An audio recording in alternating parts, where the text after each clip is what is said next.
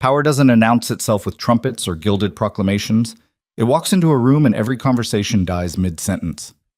Duke Cassian Viramont stood in the doorway of his own estate, blood on his knuckles and murder in his eyes, while the woman he'd claimed as his watched her husband's world crumble like ash.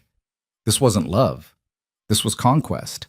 And if you want to see how far a man will go when betrayal cuts deeper than any blade, when obsession becomes the only law that matters, then stay with me until the end. Drop your city in the comments. Hit that like button, because what happens next will redefine everything you thought you knew about power, possession, and the fine line between salvation and damnation. London existed in layers. The glittering surface where champagne flowed and laughter echoed through marble halls. The shadowed underbelly where debts were called and reputations destroyed. And then there was the space between where men like Cassian Viramont operated with the precision of a surgeon and the ruthlessness of an executioner. The Hartwell Ball was one of those tedious affairs the aristocracy treated like oxygen, necessary but unremarkable. Crystal chandeliers cast fractured light across silk gowns and tailored suits. Conversations hummed with the practiced cadence of people saying nothing while meaning everything. Cassian stood near the terrace doors, a glass of whiskey in hand he hadn't touched, watching the performance with the detachment of a predator studying prey. He didn't belong to their world, not really. His title was old, his wealth older, but he'd never played by their rules.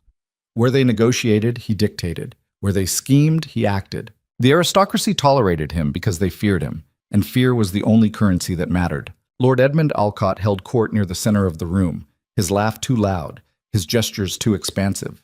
A man trying desperately to convince everyone, including himself, that he mattered. Cassian had known men like Edmund his entire life, inherited wealth masking inherited weakness, titles covering incompetence. They were parasites dressed in ermine, and the world bent itself into knots pretending otherwise. But it wasn't Edmund that held Cassian's attention. It was the woman standing 3 steps behind him, a ghost in emerald silk. Lady Seraphine Alcott. Edmund's wife, his possession, his proof of respectability in a life built on corruption and excess. She stood with perfect posture, her hands folded, her expression composed in that particular way women learned when survival depended on invisibility. She smiled when required, nodded when addressed, existed in the spaces between other people's importance. Cassian saw her, and something shifted. Not desire, though that would come. Not pity, because he didn't traffic in weakness. It was recognition. The understanding that beneath her carefully constructed facade was something buried alive, something fighting for air in a coffin built by expectation and reinforced by cruelty. He wanted it, wanted her, wanted to pry open that coffin and see what emerged. Mine. The word formed in his mind with the weight of absolute certainty. Not a question, not a negotiation, a declaration of intent that would reshape everything in its path. Cassian set down his glass and crossed the ballroom floor. The crowd parted without conscious thought, some primal instinct recognizing the shift in atmospheric pressure. Edmund was mid-story, something about parliament and fiscal policy that no one actually cared about when Cassian's shadow fell across him. Edmund's voice faltered. His smile froze in that awkward space between confidence and uncertainty. "Good evening, Alcott," Cassian said. His voice was quiet, almost conversational, but it carried the authority of a judge reading a sentence. Edmund recovered with the practiced ease of a man accustomed to pretending everything was fine. "Viramont. Didn't expect to see you here. Thought these gatherings were beneath your notice. Most things are." Cassian's gaze shifted, landing on Seraphine with the weight of a physical touch. "Lady Alcott, you look exquisite tonight." She met his eyes for exactly 2 seconds before lowering her gaze. Protocol.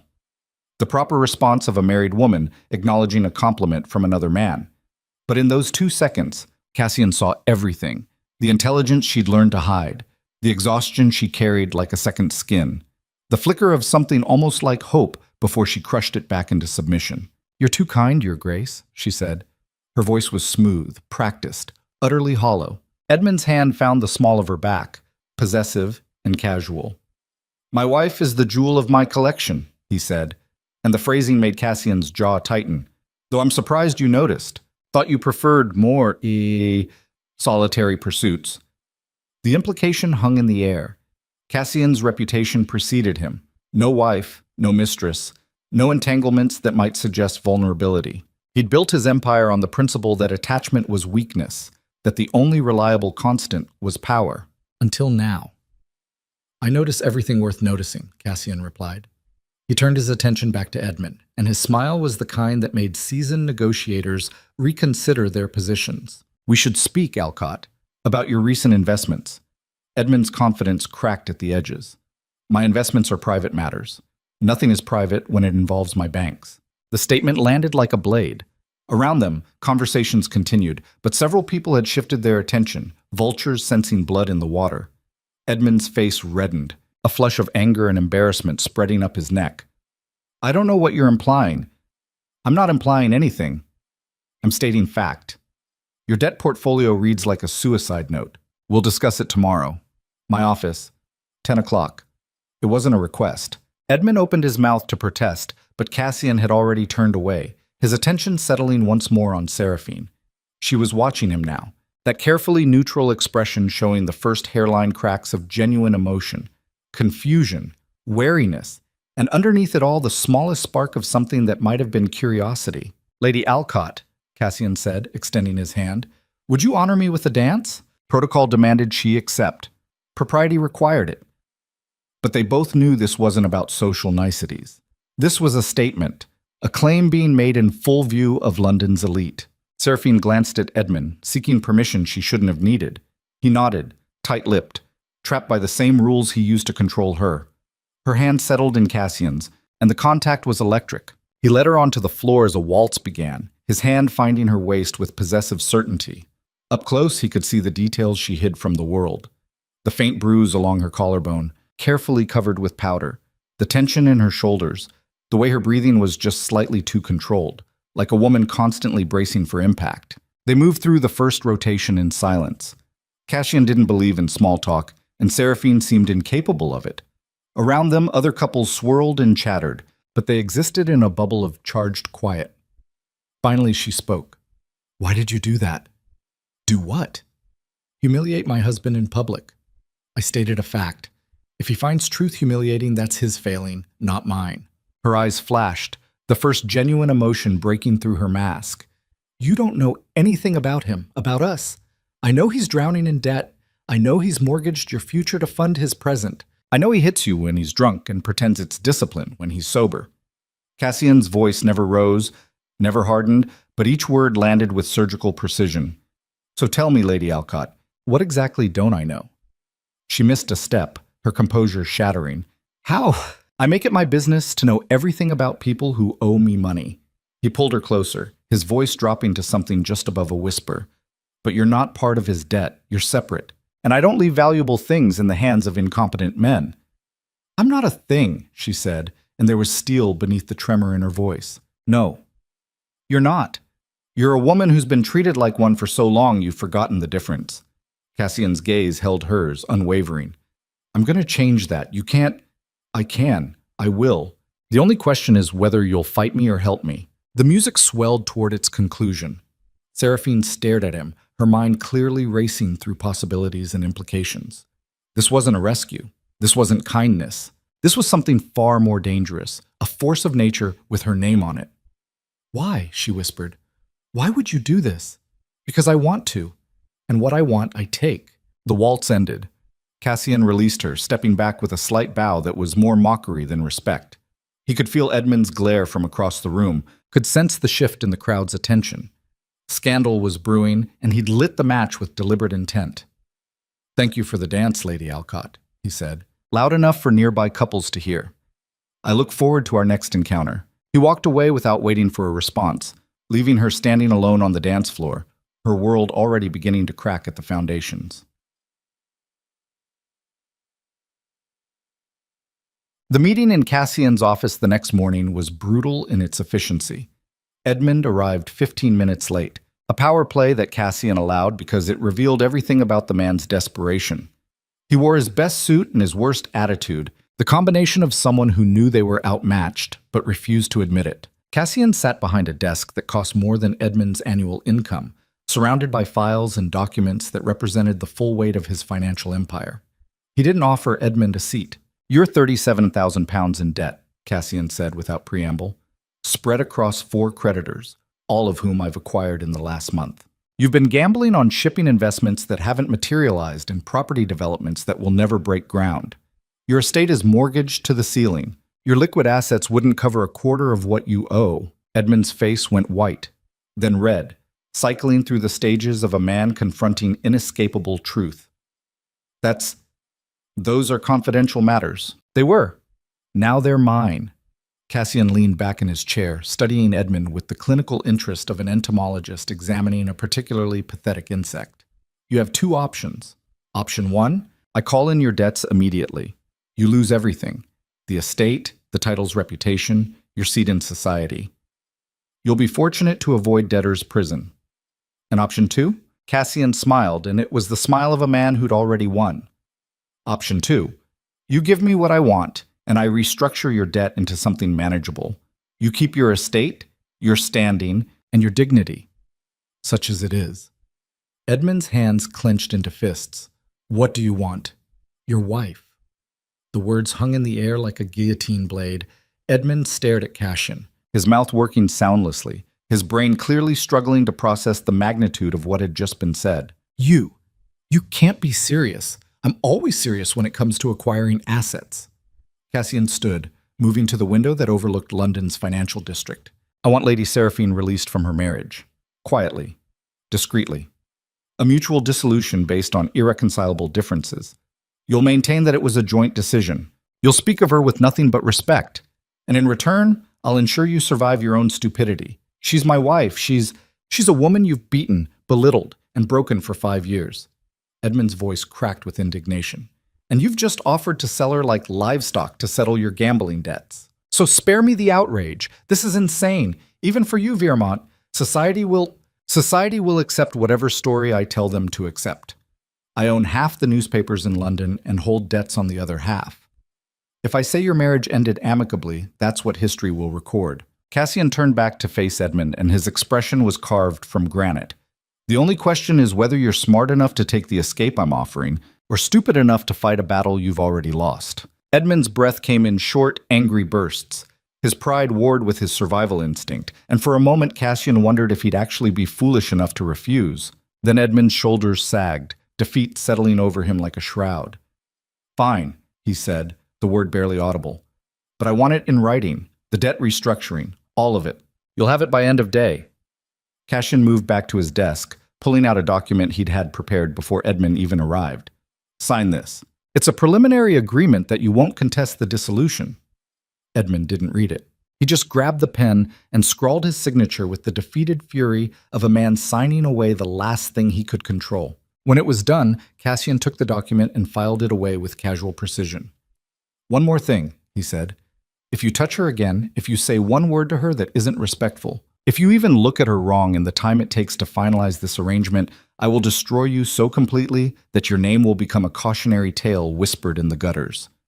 Are we clear? Edmund's jaw worked, but he nodded. Get out. Edmund fled, and Cassian watched him go with the satisfaction of a chess master removing an unnecessary piece from the board. The hard part was done. Edmund was handled, the debt restructured, the path cleared. Now came the part that actually mattered. Seraphine. Trapat. She didn't come to him. He'd expected that. What he wanted required pursuit, required the deliberate dismantling of every defense she'd built to survive her marriage. So Cassian went to her. Alcott House was a monument to faded grandeur, all Georgian columns and manicured gardens hiding the rot underneath. Cassian arrived unannounced, dismissing the butler's protests with the kind of authority that made objections pointless. He found Seraphine in the library, surrounded by books she probably wasn't allowed to read, and thoughts she definitely wasn't allowed to voice. She looked up as he entered, and her expression cycled through surprise, alarm, and something that might have been resignation. You shouldn't be here, she said, standing quickly. Edmund is currently drinking himself into oblivion at his club, having just signed away any claim to you. Cassian closed the distance between them with measured steps. We need to talk, Seraphine. It was the first time he'd used her given name, and the intimacy of it made her flinch.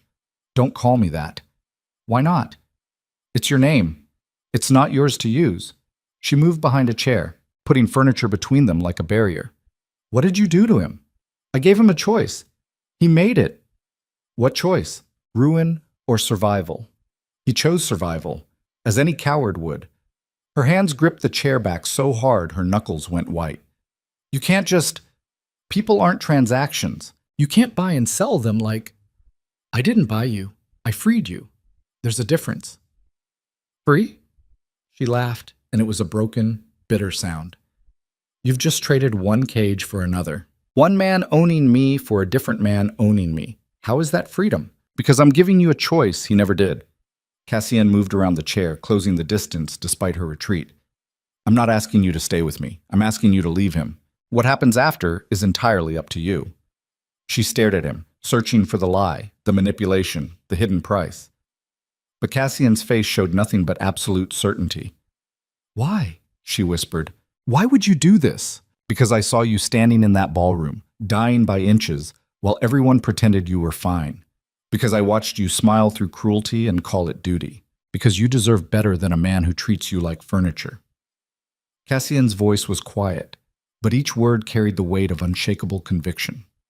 And because I want you, not as a possession, as a choice you make for yourself. Tears welled in her eyes, and she fought them back with desperate control. You don't know me. You don't know anything about... I know you're brilliant, and you've had to hide it.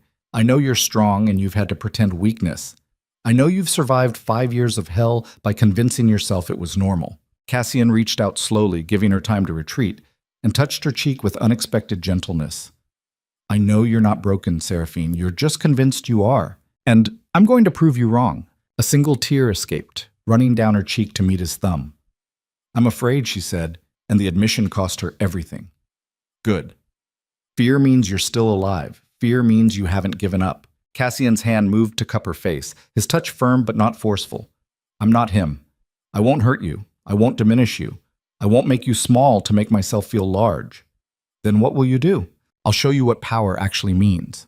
Not control. Not domination. Protection. Choice. The ability to say no and have it matter. Cassian's gaze held hers, unwavering. Come with me.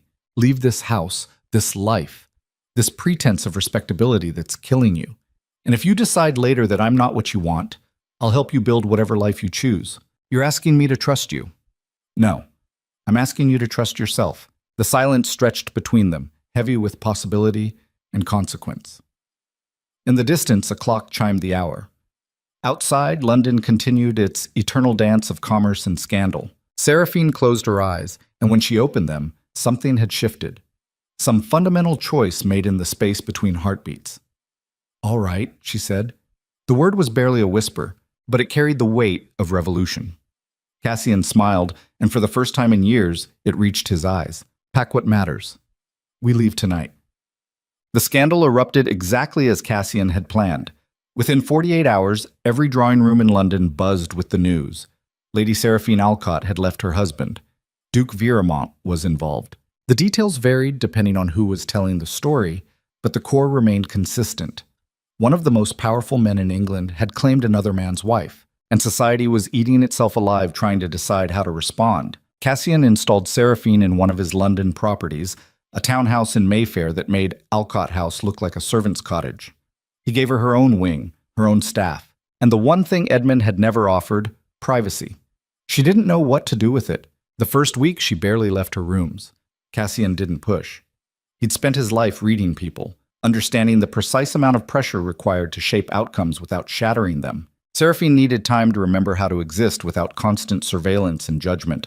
He sent her books, not romantic novels or feminine treatises on proper behavior, but philosophy, economics, political theory, the kind of texts women weren't supposed to read because they might start thinking for themselves. She devoured them. On the 8th day, she emerged. Cassian was in his study, reviewing contracts that would reshape 3 companies and displace 200 workers who'd been skimming profits for years, when she knocked. He'd never heard her knock before. Edmund's house had taught her to enter silently, to make herself invisible. Come in. She stepped through the doorway and he saw the transformation beginning. She wore a simple dress, no corset crushing her ribs, no elaborate styling hiding her face. Her hair was pulled back loosely, and her eyes held something they hadn't before. Clarity. We need to talk, she said. Cassian set down his pen. Always. She moved to the chair across from his desk, sitting with the careful control of someone still learning they were allowed to take up space. You said I had choices. That I could decide what happens next. I did. And you do. Then I need to understand what you want from me. Really want. Not the pretty story about freedom and protection. What's the price of all this? The question would have offended a lesser man. Cassian appreciated it. There's no price, Seraphine. I don't deal in debts when it comes to people I actually care about. But you want something. Everyone wants something. Yes. I want you to stop being afraid. I want you to remember who you were before Edmund spent 5 years convincing you to forget. I want to see what happens when you're allowed to exist without constantly calculating the cost of every word and action. Cassian leaned forward, his gaze intense. And yes, eventually, I want you. All of you. But not until you're ready to choose it freely. Her breath caught. And if I'm never ready? Then you'll still have your freedom, your protection, and my resources to build whatever life you want. Cassian's expression softened almost imperceptibly. I didn't save you to own you, Seraphine. I claimed you to keep you safe while you remembered how to save yourself.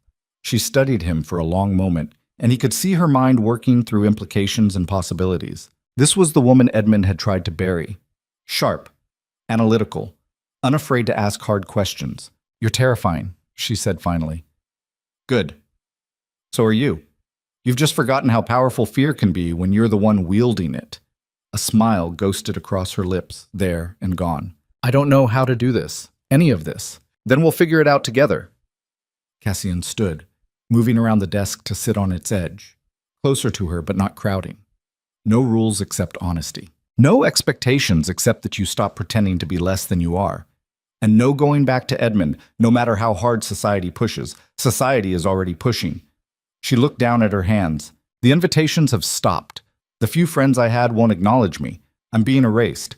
You're being filtered. The weak ones are falling away. The real ones will hold. And the ones who matter are the ones you'll build yourself. Cassian's voice carried absolute certainty. Edmund's world was built on appearances and obligations. Mine is built on power and results. You'll find the second much more honest. She looked up at him. And he saw the question forming before she asked it. What happens when they come for you? When Parliament or the courts or whatever forces you've offended decide to push back? They already have. They've been trying to destroy me for 15 years. I'm still here. They're not. Arrogance or fact? Both. Cassian's smile was sharp as a blade. I don't lose, Seraphine, not when it matters. And you matter. The air between them charged with something unspoken, something dangerous and inevitable.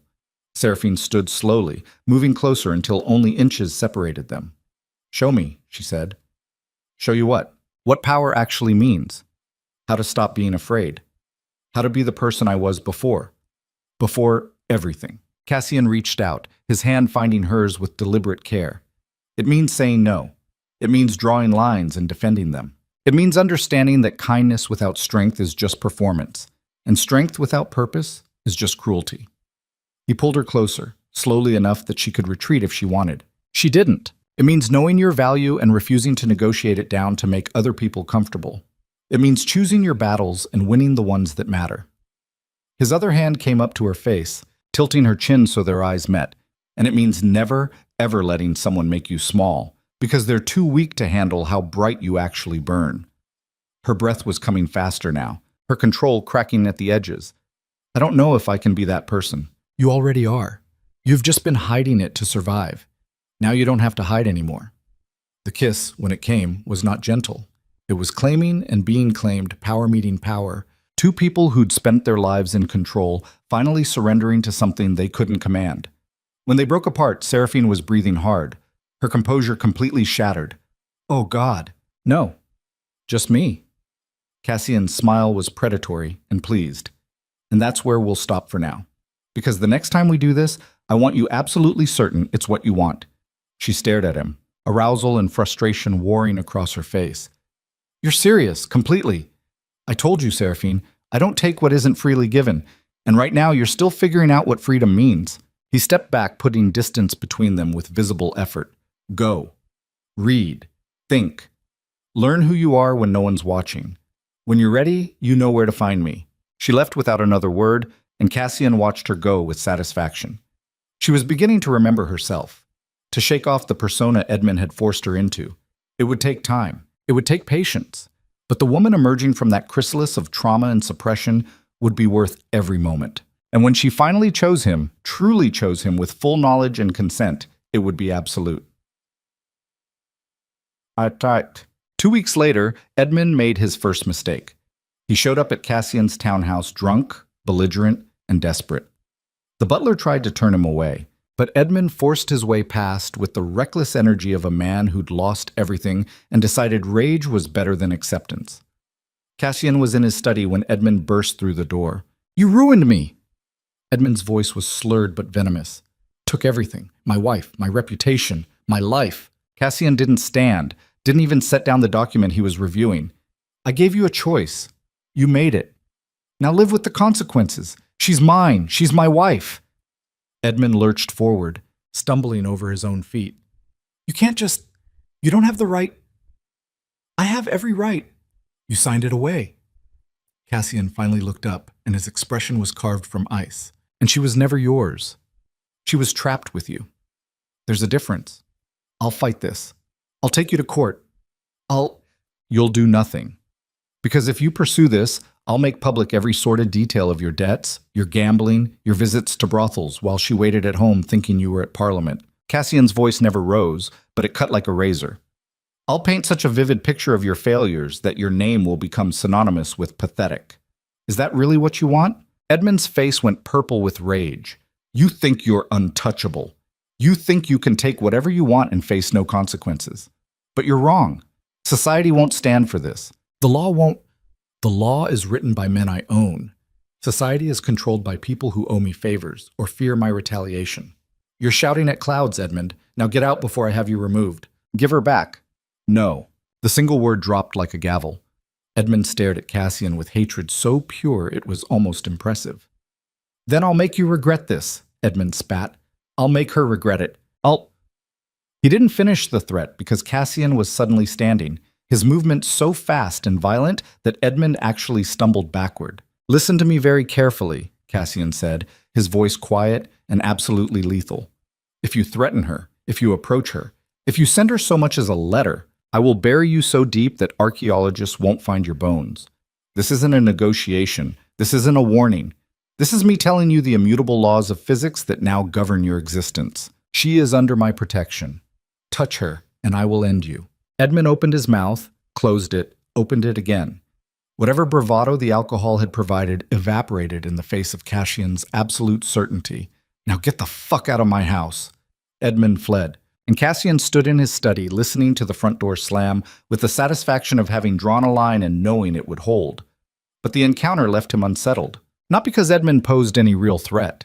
The man was impotent in every sense that mattered, but because it revealed something Cassian hadn't wanted to acknowledge. His feelings for Seraphine had moved beyond strategy, beyond acquisition. This wasn't about claiming a prize or winning a battle. He cared.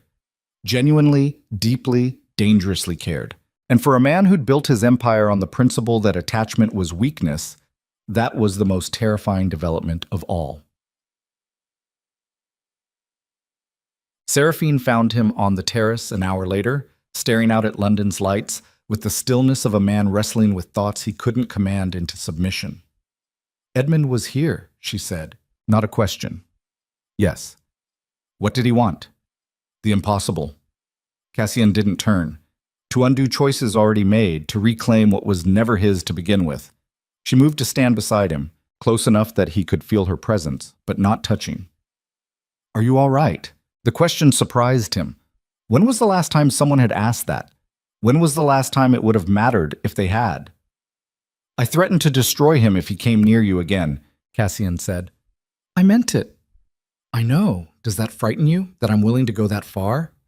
Seraphine was quiet for a long moment. When she spoke, her voice carried a complexity he was still learning to read. "No. What frightens me is how much I want you to." He turned to look at her then, really look at her, and saw a woman transformed. Still healing, still finding her footing, but no longer the ghost who'd stood in Edmund's shadow, pretending she didn't exist. "You're changing," he said. "Yes. Because you won't let me hide anymore." She met his gaze steadily. "Because being around you makes me remember that I used to have opinions, thoughts, desires beyond just surviving the next day." "Good. Is it?" She moved closer, and there was challenge in her posture now. Because the woman I'm becoming might be more than you bargained for, might want things you're not prepared to give, such as equality, partnership, not worship, not subservience, actual respect. Seraphine's chin lifted. You've given me freedom from Edmund. But what happens when I use that freedom to demand the same from you? Cassian felt something ignite in his chest, hot and fierce and utterly unexpected. Then I'll give it to you, he said, because a woman who knows her worth is infinitely more valuable than one who's been convinced she has none. You say that now, but what happens when I disagree with you? When I push back? When I demand you justify your decisions instead of just accepting them? Then we'll fight, we'll argue, we'll find the edges of each other's boundaries and probably crash through a few of them. Cassian reached for her hand, his fingers intertwining with hers. But I'd rather have you as an equal who challenges me than a possession who only exists to validate me. You mean that? I never say things I don't mean. It's inefficient. She laughed, and the sound was genuine, unguarded. You're the strangest man I've ever met. I'm the only one who's ever been honest with you about what he wants and why he wants it. That's true. She squeezed his hand. Edmund wanted me because I came with good breeding and better connections. A trophy to prove he'd made it. You want me because you're brilliant and fierce, and when you finally stop apologizing for taking up space, you're going to be unstoppable. Cassian pulled her closer. Because I look at you and see not what you are, but what you could be if someone stopped trying to make you smaller. Because... He paused, the admission harder than any negotiation he'd ever navigated. Because I've spent my entire life alone, by choice and by design. And then I saw you, and suddenly alone felt like a punishment instead of a strength.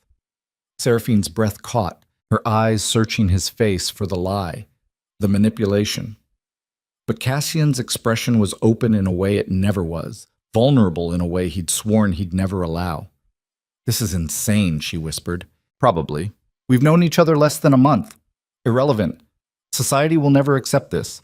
Society can burn. She stared at him, and he could see her cycling through every logical argument, every rational objection. Then she kissed him, and logic became irrelevant. This time, when they broke apart, neither of them retreated. I'm not ready, she said, for everything. Not yet. I know, but I'm getting there. Slowly. One choice at a time. Good. Cassian's smile was soft, genuine. Take all the time you need. I'm not going anywhere. They stood together on the terrace as London hummed below them, two people who'd found each other in the wreckage of broken expectations and emerging from it as something neither had anticipated. Power, Cassian had always believed, was the only currency that mattered. But standing there with Seraphine's hand in his, he realized he'd been wrong. Power was the tool, choice was the currency, and he'd just given her all of his. The first meeting of Seraphine's new life came 3 days later in the form of Lady Victoria Hartford, one of the few women in London's elite who'd maintained contact despite the scandal. They met for tea at Cassian's townhouse, and he made himself scarce, understanding that Seraphine needed to navigate this on her own terms. You look different, Victoria said, studying Seraphine with the sharp eyes of someone who missed nothing. I feel different. The Duke treating you well? Seraphine smiled, and it was real. He's treating me like a person. After 5 years with Edmund, that feels revolutionary. Victoria leaned forward, her voice dropping. You know what they're saying. I can imagine. They're calling you his mistress, his kept woman, saying you traded one man's bed for another's. Seraphine felt the old impulse to shrink, to defend, to make herself smaller in response to judgment. Then she remembered Cassian's words, his absolute certainty that she was worth more than other people's opinions. Let them say it, she replied evenly. I know the truth. The people who matter know the truth. Everyone else is just noise. Victoria's eyebrows rose. My God, you have changed. Yes. I'm remembering how to be the person I was before I convinced myself that survival meant silence. Seraphine met her friend's gaze. I won't apologize for choosing myself over a marriage that was killing me. And if that makes me scandalous, so be it. Good for you. Victoria's smile was genuine. Though I should warn you, Edmund's been talking, trying to salvage what's left of his reputation by painting you as unfaithful and ungrateful. Of course he is. It's easier than admitting he drove me away through cruelty and neglect. Viermont won't let that stand. No, he won't. Seraphine felt a warmth spread through her chest at the certainty. He's already made it clear that anyone who maligns me answers to him. You love him. It wasn't a question, and Seraphine found she couldn't deny it. I think I'm starting to, which is terrifying because I don't know if I even understand what love is when it's not wrapped in obligation and fear.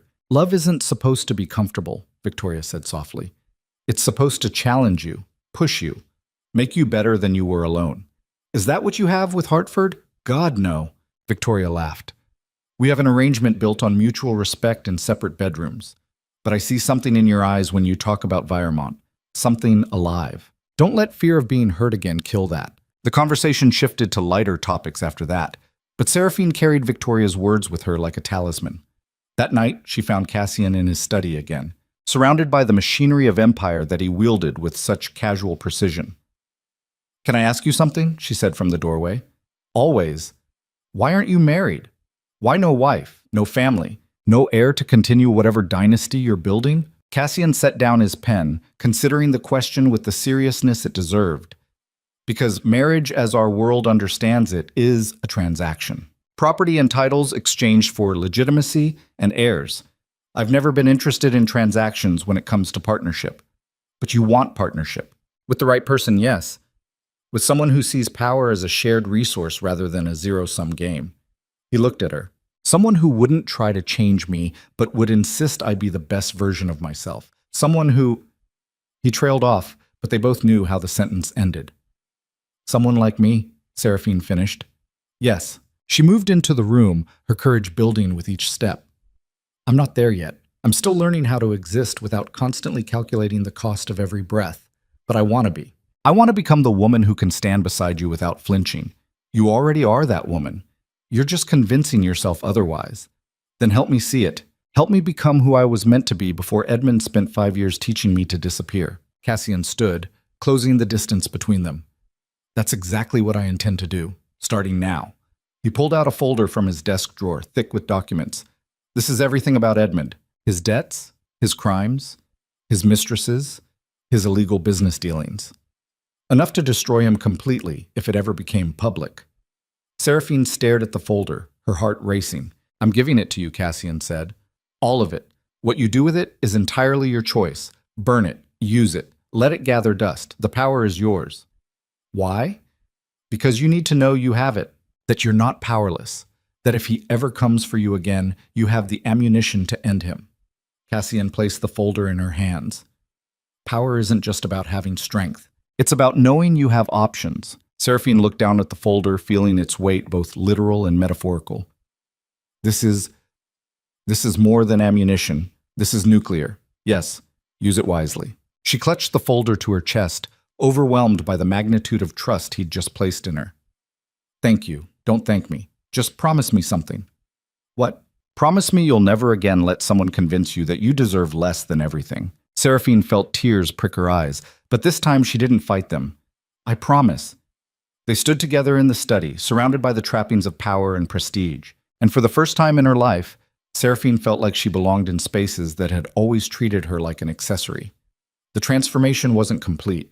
There were still wounds to heal, still fears to overcome, still moments when she'd instinctively make herself small before remembering she didn't have to anymore. But she was getting there, one choice at a time, one moment of courage building on the last. And with Cassian beside her, showing her what partnership actually meant when stripped of society's poisonous expectations, she was beginning to believe that maybe, just maybe, she could become the woman she'd always been meant to be. The woman who didn't ask permission to exist. The woman who knew her worth and refused to negotiate it. The woman who could stand in the fire and emerge tempered instead of broken. That night, as London slept and shadows played across the walls, Seraphine made a decision. She walked to Cassian's bedroom, her heart pounding, her resolve solid. He answered her knock immediately, unsurprised, as if he'd been waiting. I'm ready, she said. Are you sure? No, but I'm choosing anyway. Isn't that what freedom means? Cassian smiled, and it was full of promise and heat and absolute certainty. Yes, he said, pulling her inside. That's exactly what it means. The door closed behind them, and in the space between one heartbeat and the next, Seraphine stopped being the woman Edmund had tried to destroy and became something infinitely more dangerous. A woman who knew her power, a woman who'd chosen it freely, A woman who would burn down anyone who tried to take it away. And somewhere across London, Edmund Alcott sat in his empty estate, drowning in whiskey and regret, completely unaware that the story he'd started was about to reach a conclusion he could never have anticipated. Because the woman he'd broken had just remembered how to fight, and the man who'd claimed her had just given her every weapon she needed. The aristocracy thought this was a scandal. They had no idea it was a revolution. The morning after Seraphine crossed the threshold into Cassian's bedroom, London woke to rain that fell like accusations. She stood at the window of his chamber watching water streak down glass, aware of his presence behind her with every nerve ending in her body. "You're thinking too much," Cassian said from the bed, his voice rough with sleep and satisfaction. "I'm thinking exactly the right amount." She didn't turn. Last night changed everything. It changed nothing. We just stopped pretending we didn't want each other. "That's a lie, and you know it." Seraphine finally faced him, wrapping his silk robe tighter around herself. "I crossed a line. Society will have a field day with this." Society already had their field day when you left Edmund. This is just confirmation of what they wanted to believe anyway. Cassian rose, moving toward her with the casual confidence of a man who'd never doubted his right to take up space. "The only question that matters is whether you regret it." "No." The answer came without hesitation. "But I'm also not naive enough to think there won't be consequences." "There are always consequences. The difference is whether we face them together or you face them alone." He reached her, his hand settling on her waist with possessive certainty. "I vote together." "You don't get a vote. This is my choice." "Wrong. You made your choice last night. Now we both live with it." Cassian's gaze was intense, unwavering. "And I promise you, anyone who tries to use this against you will learn very quickly why I've spent 15 years being the man people fear to cross. That's not comfort. That's a threat. It's a guarantee. There's a difference." She studied his face, reading the absolute conviction there. This was what separated Cassian from every other man she'd known. Edmund had promised protection and delivered control. Her father had promised security and delivered obligation. But Cassian promised nothing he couldn't deliver, and delivered exactly what he promised. "I need to understand something," she said. "This thing between us. Is it possession or partnership? Can it be both? Not if I'm going to survive it with any part of myself intact." Cassian was quiet for a long moment, and she watched him process the question with the same analytical precision he applied to business negotiations. When he spoke, his voice carried a weight she'd rarely heard. "I've spent my entire life taking what I want," he said, "building empires on the principle that power is the only currency that matters, that attachment is weakness, that caring is a liability.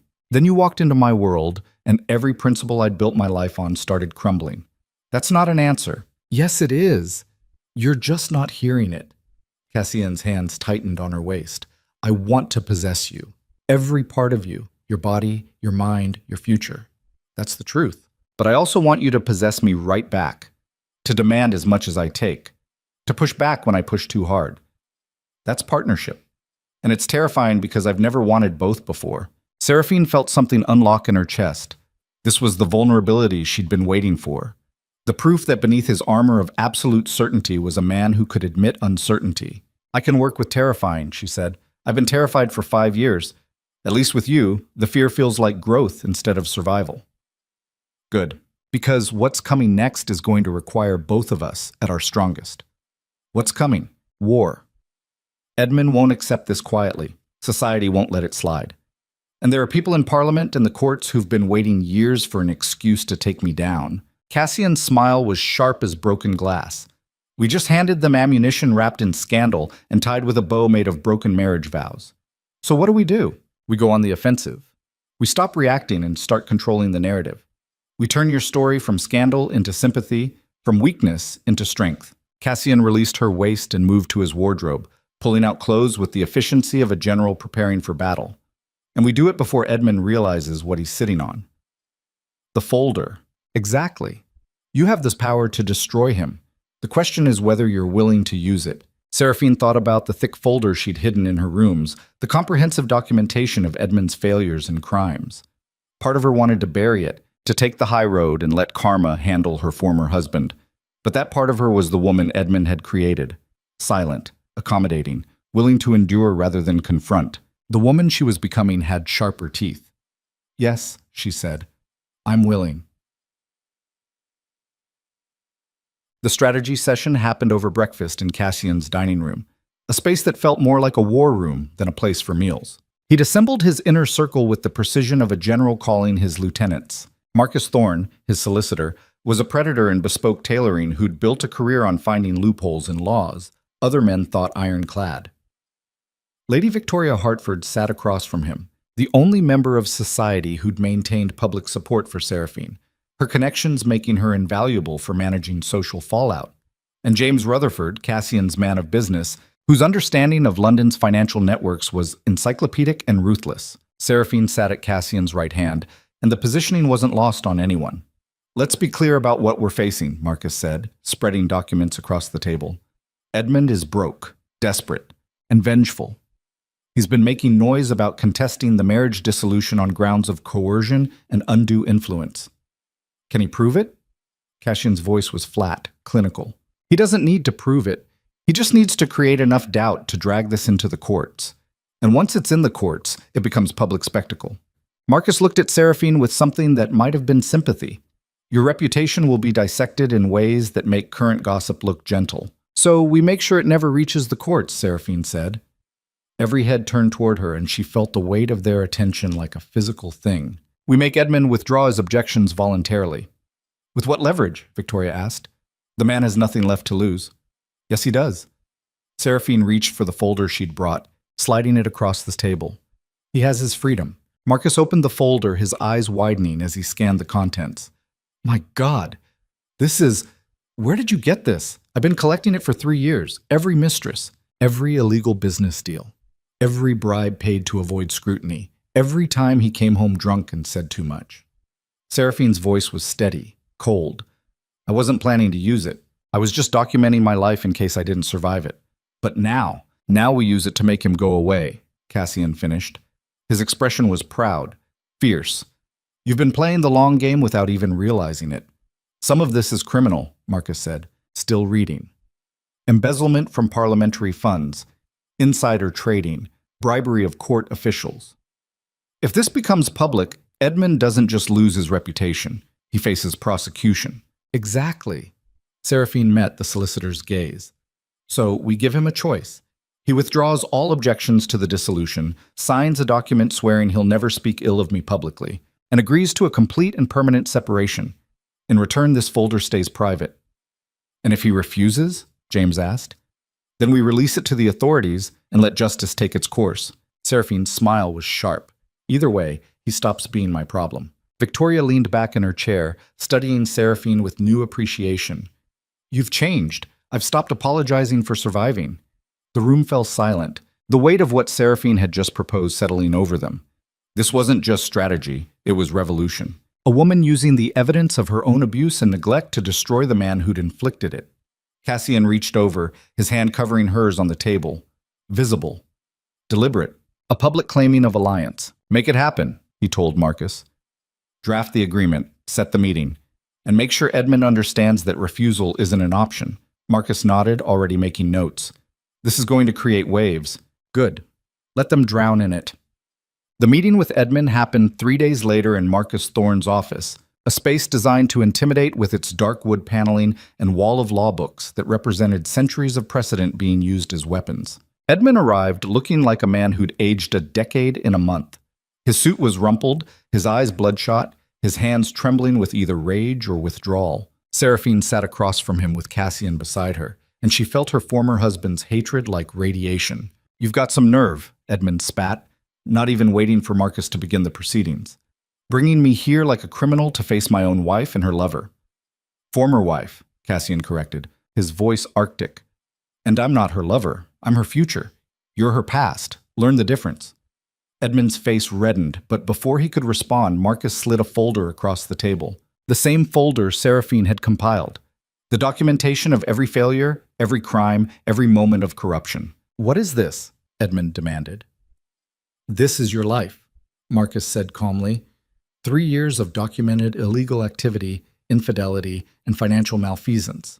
All verified. All ready to be turned over to the authorities. Edmund opened the folder and Seraphine watched the color drain from his face as he recognized what he was seeing. His hand started shaking harder. "Where did you... How did... I was there, Edmund," Seraphine's voice cut through his stammering. "For every meeting you thought I wasn't paying attention to, every conversation you had while drunk, every paper you left on your desk thinking I was too stupid or too cowed to understand what I was reading. I was there, and I was watching." "This is blackmail," Edmund hissed. "No, this is accountability." Seraphine leaned forward, and for the first time in their entire relationship, she was the one in control. "You spent 5 years making me feel powerless, making me believe I had no options, that I deserved what you did to me. Now you get to feel what that's like. You can't do this.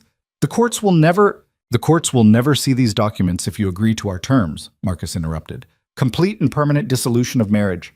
No contest, no objections. You agree never to speak publicly about Lady Seraphine except in the most respectful terms.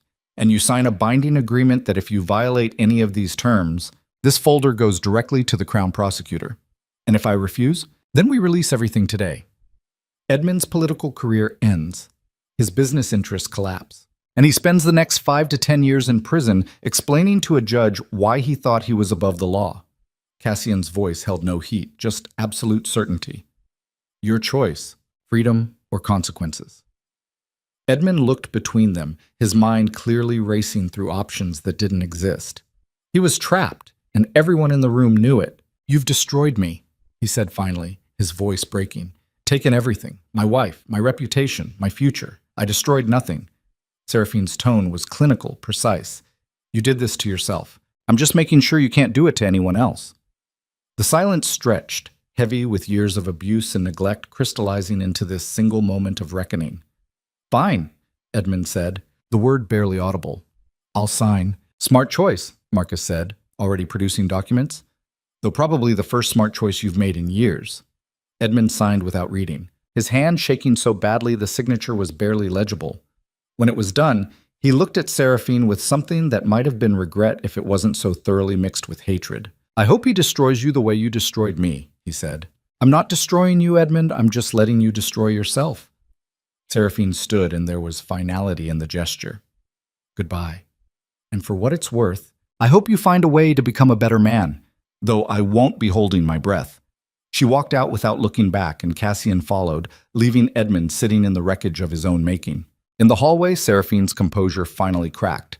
Her hand shook. Her breath came in short gasps. The adrenaline that had carried her through the confrontation was burning off, leaving raw emotion in its wake. Cassian pulled her into an empty conference room, his arms wrapping around her with protective certainty. "You did it," he said into her hair. "You stood up to him and won. I feel sick. That's normal. You just dismantled the man who spent 5 years trying to dismantle you. It's allowed to be complicated." She clung to him, letting herself shake, letting herself feel everything she'd suppressed to get through the meeting. Fear, anger, grief for the years lost, relief that it was finally over. "What if he comes after me anyway?" she whispered. "Then I'll handle it. That's what I do. I handle problems so thoroughly they stop being problems." Cassian pulled back enough to look at her face. "But I don't think he will. Edmund's many things, but he's not stupid. He knows what happens if he violates that agreement."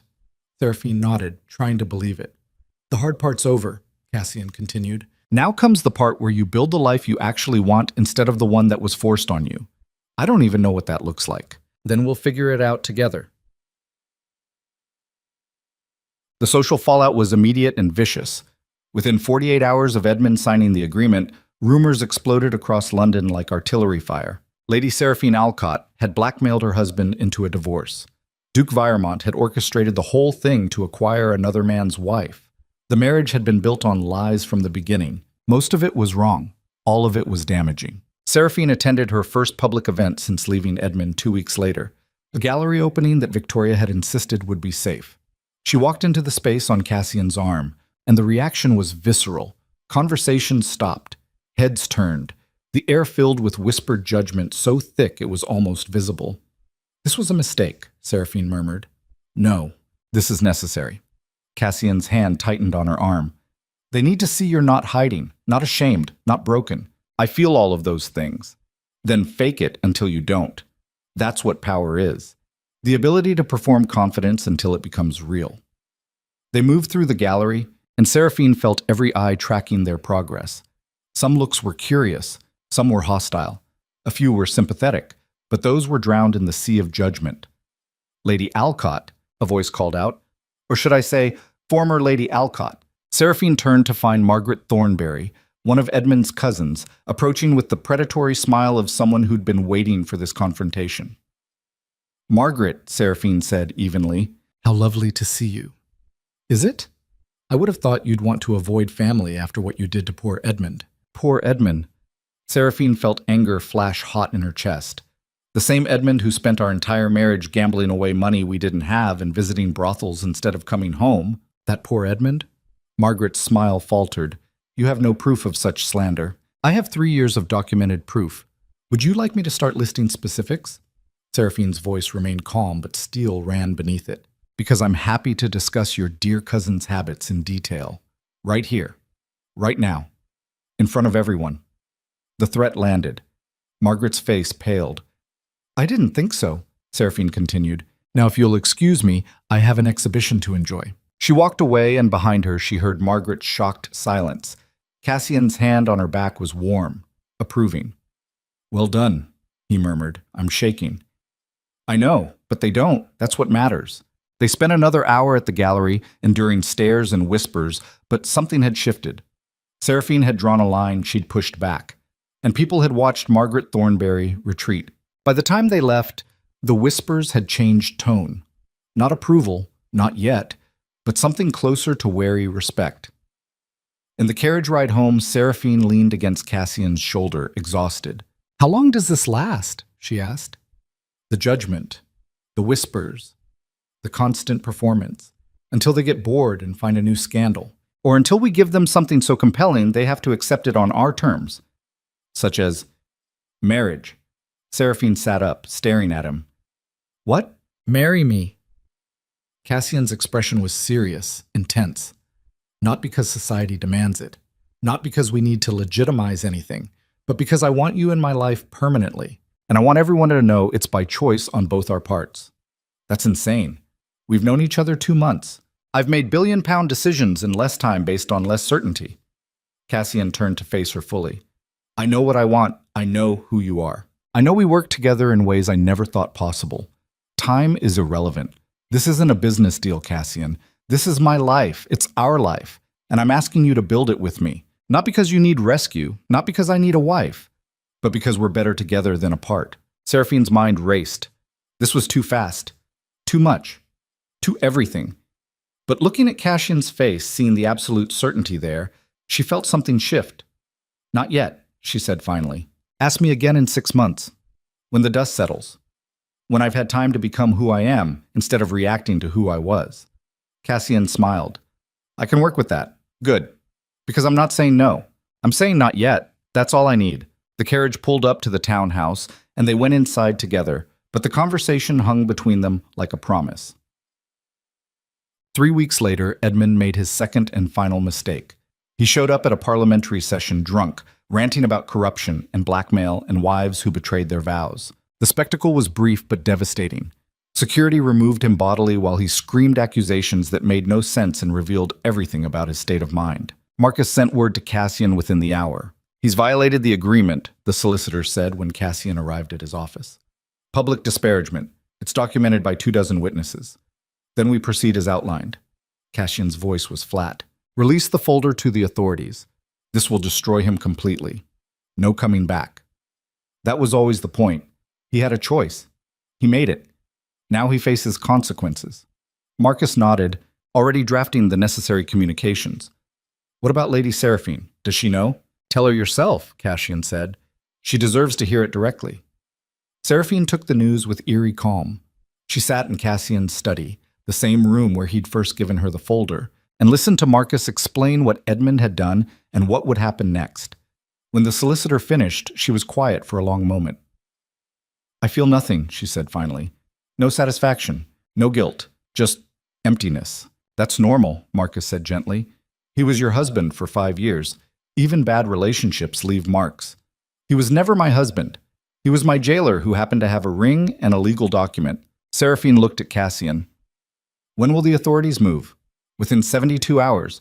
Once they review the evidence, they'll issue warrants. And me? Will I be called to testify? Probably. Are you prepared for that? Seraphine thought about standing in a courtroom, recounting years of abuse and neglect for public consumption. Thought about Edmund's family trying to discredit her. Thought about society dissecting every moment of her marriage. Then she thought about the woman she'd been when she first met Cassian. Silent, invisible, convinced she deserved her treatment. Yes, she said. I'm prepared, young. The trial happened 4 months later, and it was everything Seraphine had feared and worse. Edmund's defense team painted her as a vindictive wife who'd invented abuse to justify adultery. They brought witnesses who testified to Edmund's generosity and kindness. They suggested she'd been having an affair with Cassian long before leaving her husband. Seraphine sat through it all with quiet dignity, and when it was her turn to testify, she spoke with a clarity that silenced the courtroom. She detailed the abuse, the financial control, the isolation, the bruises hidden under powder and long sleeves. She produced letters from physicians who'd treated her injuries. She submitted the journal she'd kept, documenting every incident with dates and details. And when Edmund's lawyer tried to break her on cross-examination, asking why she didn't leave sooner, why she stayed if it was so terrible, she gave an answer that would be quoted in newspapers for weeks. I stayed because I'd been taught that marriage was forever, that a good wife endured, that my value was tied to my ability to maintain appearances. She looked directly at Edmund as she spoke. I stayed because leaving felt like failure, and I'd spent my entire life being told that women who failed their marriages deserved whatever happened to them. I stayed because I was afraid, and then I met someone who taught me that fear is only powerful when you're facing it alone. The courtroom was silent. Edmund was convicted on 7 counts of fraud, embezzlement, and corruption. He was sentenced to 8 years in prison, his title stripped, his assets seized to repay his debts. Seraphine watched the verdict being read with the same strange emptiness she'd felt when she'd first learned about the charges. This should have felt like victory, like justice. Instead, it just felt like the end of something that should have ended years ago. Outside the courthouse, reporters swarmed, cameras flashed, questions were shouted from all directions. Lady Seraphine, how do you feel about the verdict? Do you regret your role in your husband's downfall? What's next for you and the Duke? Cassian's security moved them through the crowd, but Seraphine stopped at the courthouse steps. Cassian looked at her questioningly, and she nodded. She turned to face the cameras. I feel relieved, she said clearly. Relieved that the truth came out. Relieved that justice was served. And relieved that I'll never again have to pretend that abuse is acceptable because it happens behind closed doors. The questions intensified, but Cassian's hand found the small of her back, and together they walked to the waiting carriage. Inside, with the door closed and the noise muted, Seraphine finally let herself break. Not with tears, with laughter. Hysterical, cathartic laughter that came from somewhere deep and raw. It's over, she gasped between laughs. It's actually over. Yes, Cassian said, pulling her close. It's over. What now? Now you decide who you want to be when you're not defined by surviving someone else's cruelty. I want to be free. Truly free. Not just legally, but emotionally. Seraphine pulled back to look at him. And I want to be with you, not because I need rescue, not because I need protection, but because I choose it. Cassian's expression softened in that way it only did for her. Is this your way of accepting my proposal? This is my way of saying ask me again. Marry me, Seraphine. Build a life with me that's ours by choice, not by obligation. Yes, the word was simple, but it carried the weight of revolution. A woman who'd spent 5 years having her choices stripped away, making the biggest choice of her life freely. They kissed in the carriage while London rolled past outside, and for the first time in her life, Seraphine felt like she was exactly where she was supposed to be. The wedding happened 6 months later, small and private, with only the people who mattered in attendance. Victoria stood as Seraphine's witness, crying through the entire ceremony. Marcus handled the legal details with his usual precision. James ensured the reception ran smoothly. And Cassian stood at the altar, watching Seraphine walk toward him with an expression that was pure possession and pure reverence in equal measure. She wore cream silk instead of white. A deliberate choice. This wasn't about purity or virginity or any of society's poisonous expectations. This was about 2 people who'd found each other in the wreckage and decided to build something new. When the officiant asked if she took Cassian as her husband, Seraphine didn't hesitate. I do. And when Cassian was asked the same, his answer was equally certain. I do. They sealed it with a kiss that was claiming and being claimed, power meeting power, Two people who'd learned that partnership meant choosing strength together instead of wielding it alone. The reception was small, intimate, nothing like the elaborate affairs London society demanded. They danced, they laughed, they existed in a bubble of chosen happiness while the world outside continued its eternal judgment. Later, in their bedroom, with moonlight streaming through windows and the sounds of London muted by distance, Cassian pulled Seraphine close. "No regrets?" he asked. "None. You? Only that I didn't find you sooner. If you'd found me sooner, I wouldn't have been ready. I had to break first. Had to learn what I was worth when stripped of everything I thought defined me. You were always worth everything. You just needed someone to see it." "No." Seraphine turned to face him fully. "I needed to see it myself. You just held up the mirror." They made love that night with a tenderness that was new, a claiming that came from choice rather than need. And afterward, tangled together in silk sheets, Seraphine felt something she'd never experienced before. Peace. Not happiness, though that was there too. But genuine bone-deep peace. The knowledge that she was exactly where she chose to be, with exactly who she chose to be with, building exactly the life she wanted. "Tell me something," she said into the darkness. "That first night at the Hartwell ball. When you saw me, what did you actually see?" Cassian was quiet for a moment, his fingers tracing patterns on her shoulder. "I saw a woman who'd learned to make herself invisible to survive, who'd buried everything real and vital about herself so deep she'd almost forgotten it existed. I saw intelligence hidden behind practiced smiles, strength disguised as compliance, fire banked so low it was almost extinguished." He pulled her closer. "And I saw what would happen if someone gave you permission to burn again. And now I see exactly who you were meant to be all along. Powerful, brilliant, unafraid to take up space, willing to fight for what matters. You made me this way." "No. I just removed the obstacles that were keeping you from becoming it yourself." "There's a difference." Seraphine smiled in the darkness. Cassian Viermont, the most dangerous man in London. Secretly a romantic. Not romantic. Practical. I wanted you. I took you. I kept you. That's not romance. That's strategy. You proposed with poetry about building lives together by choice. Strategic poetry. She laughed, and the sound was free, unguarded. "I love you." The words hung in the air. She'd never said them before. Not to Edmund. Not to anyone. They'd always felt like weapons that could be used against her, but saying them to Cassian felt like armor instead. "I know," he said. Then, softer. "I love you too. Though I'm not entirely sure what that means beyond wanting you happy, safe, and beside me until we're both dead. That's a pretty good definition. Is it? It's enough." They fell asleep tangled together, and outside their window, London glittered and judged and continued its eternal machinations. But inside, two people who'd found power in partnership slept the sleep of the righteous and the ruthless in equal measure. 6 months after the wedding, Seraphine stood in the study that had once been exclusively Cassian's domain, reviewing contracts for her new venture. A publishing house, specifically focused on women's writing, stories that challenged, perspectives that disrupted, voices that had been silenced. It was ambitious, potentially scandalous, likely to fail by conventional wisdom. Cassian loved it. "You're going to make enemies," he said, reading over her shoulder. "Good. I've gotten very good at handling enemies." "Yes, you have." He kissed the top of her head. "When do you plan to announce?" "Next week, at the literary salon Victoria's hosting. The same salon where half of London's elite will be watching?" "Exactly. If I'm going to do this, I'm going to do it publicly. No hiding, no apologies. That's my girl." Seraphine smiled at the possessive pride in his voice.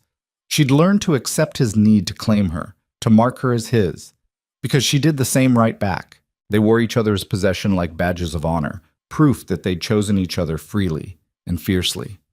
"There's something else," she said, turning to face him. "I've been thinking about the townhouse, the one you gave me when I first left Edmund. What about it?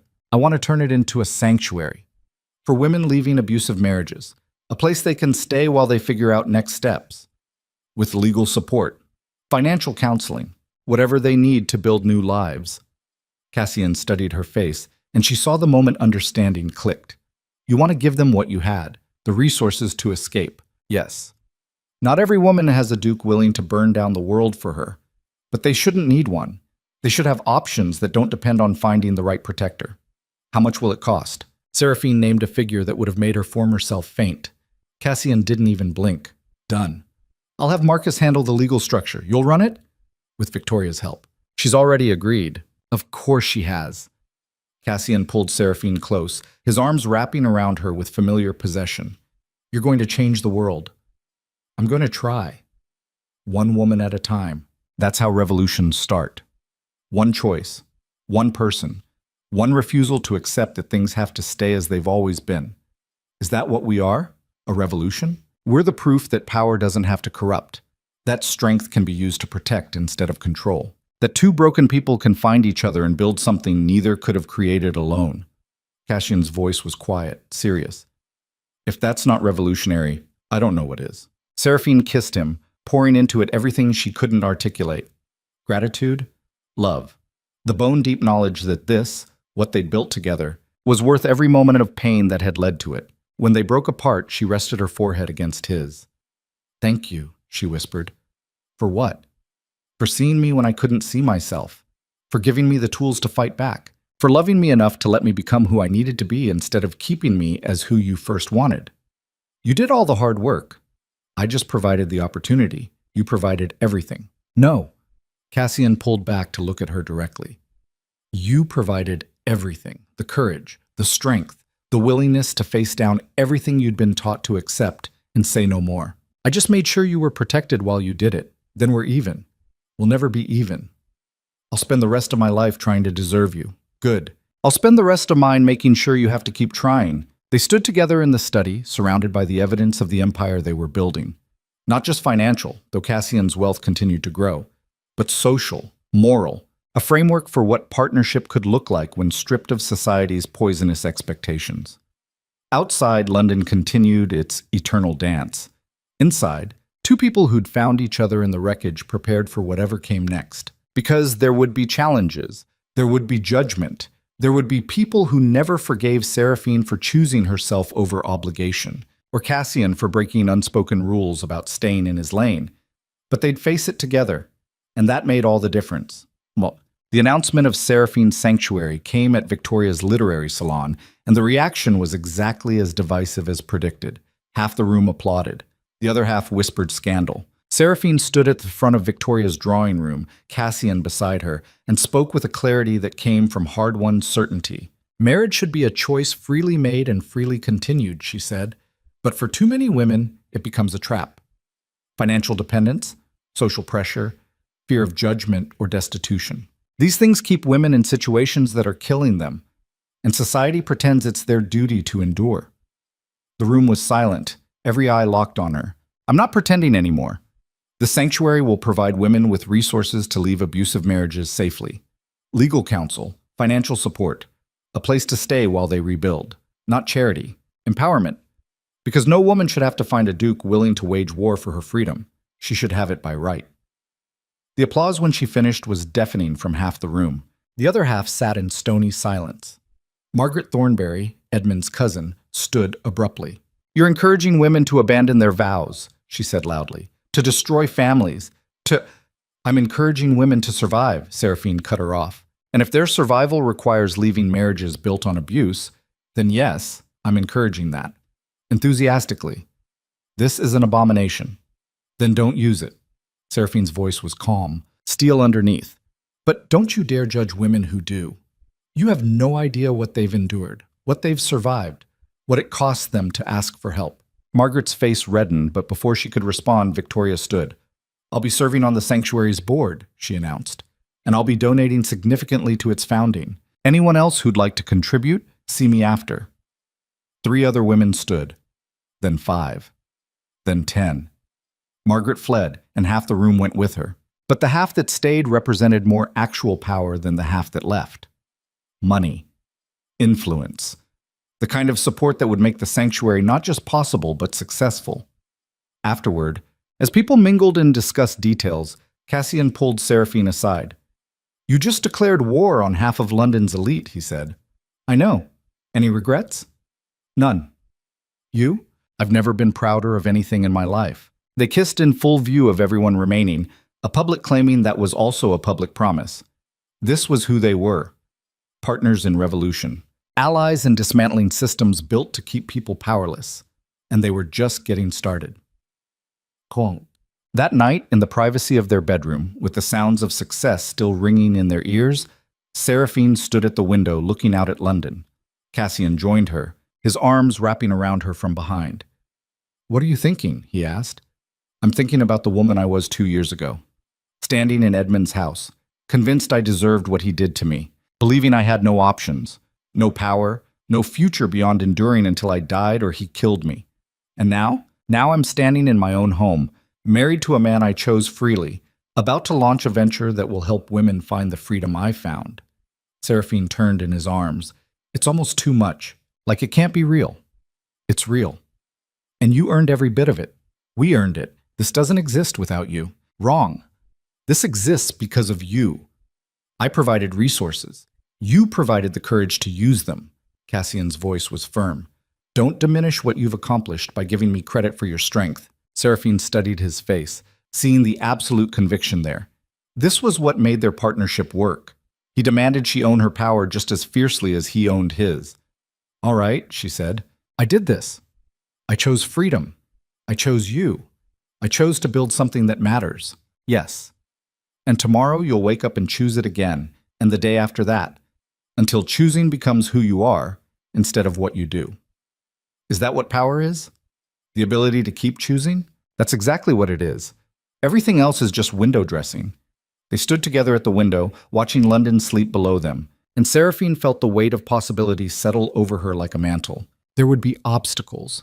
There would be people who tried to tear down what she built.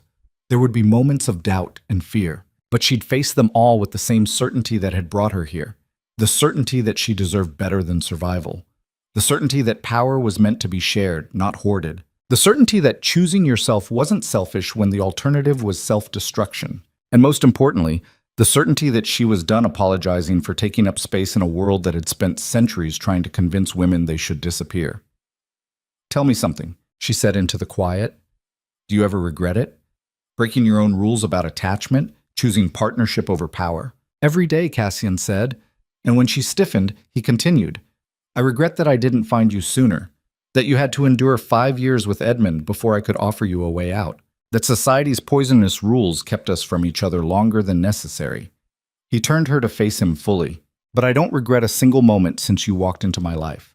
Not the scandal, not the judgment, not the complete restructuring of everything I thought I knew about strength and control, because you taught me that power without purpose is just cruelty.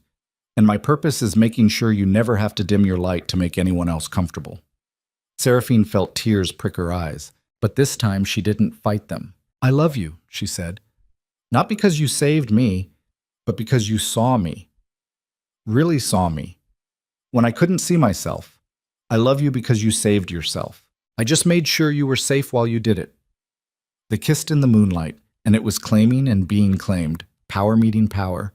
Two people who'd learned that partnership meant facing the world together instead of conquering it alone. When they finally pulled apart, both breathing hard, Seraphine smiled. "So what's next for the most scandalous couple in London? We keep building, keep choosing each other, keep proving that power is strongest when it's shared freely." Cassian's smile was predatory and proud. "And we make damn sure that any woman who needs an escape route has one. No matter how much it costs? No matter how much it costs. Financial, social, or otherwise. We've got the resources, we've got the platform, we've got the absolute certainty that we're right and they're wrong." That's a dangerous combination. That's the only combination that's ever changed anything. They went to bed that night tangled together, and as Seraphine drifted off to sleep, she thought about the journey that had brought her here, from ghost to woman, from possession to person, from victim to victor. It hadn't been easy. It hadn't been clean.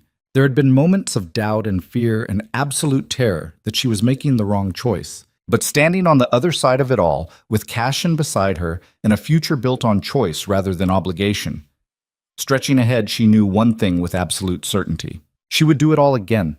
Every painful moment, every terrifying choice, every public humiliation, because they'd led her here, to freedom, to power, to partnership, to herself.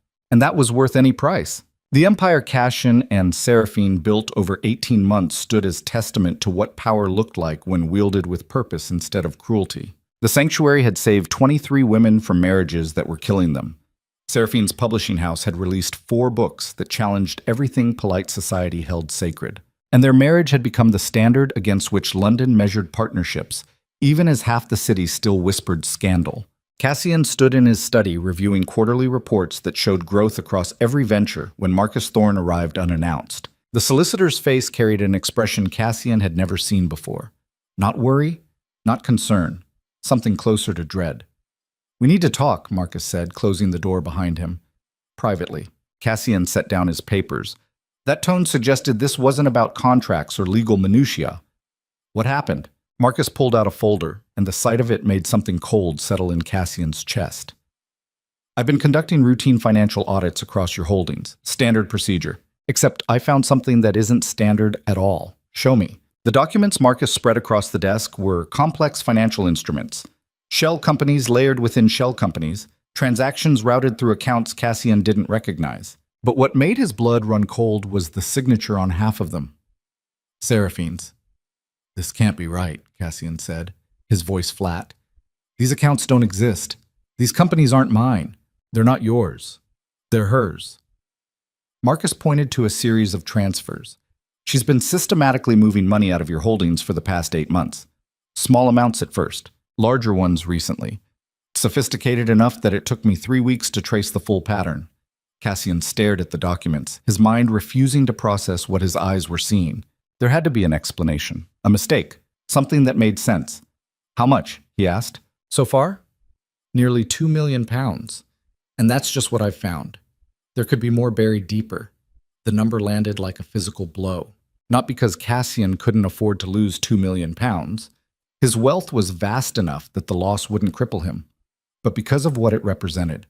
Betrayal. From the one person he'd trusted absolutely. "Where's it going?" Cassian's voice was carefully controlled, but underneath ran something dangerous. "That's where it gets complicated." Marcus pulled out another set of documents. "The money's being funneled through 3 different offshore accounts, then redistributed to what appear to be private investments. Property purchases. Business ventures. All under shell companies with untraceable ownership structures. So she's building her own empire. With my money. It looks that way. Though I haven't been able to determine the end game yet." Cassian stood, moving to the window that overlooked London. His London. The city he'd conquered through intelligence and ruthlessness. The same city now witnessing his wife systematically dismantling what he'd built. The philosophical question that haunted men of power throughout history echoed in his mind. Was loyalty ever real, or just a performance maintained until better opportunities emerged? He'd spent his life believing that strength was the only reliable constant, that attachment was weakness waiting to be exploited. Then Seraphine had made him question everything, made him believe partnership could exist without betrayal. And now this. "Does she know you found it?" he asked. "Not unless she's monitoring my activities as closely as I'm monitoring hers. Then don't let her know. Continue the audit. Find everything. I want complete documentation before I confront her." "Cassian," Marcus's voice held warning. "If you're wrong about this, if there's an explanation, then she'll provide it when I ask. But if I'm right, I need to know the full extent of the damage before I decide what to do about it." Marcus gathered his documents with visible reluctance. "I'll have a complete report within 72 hours.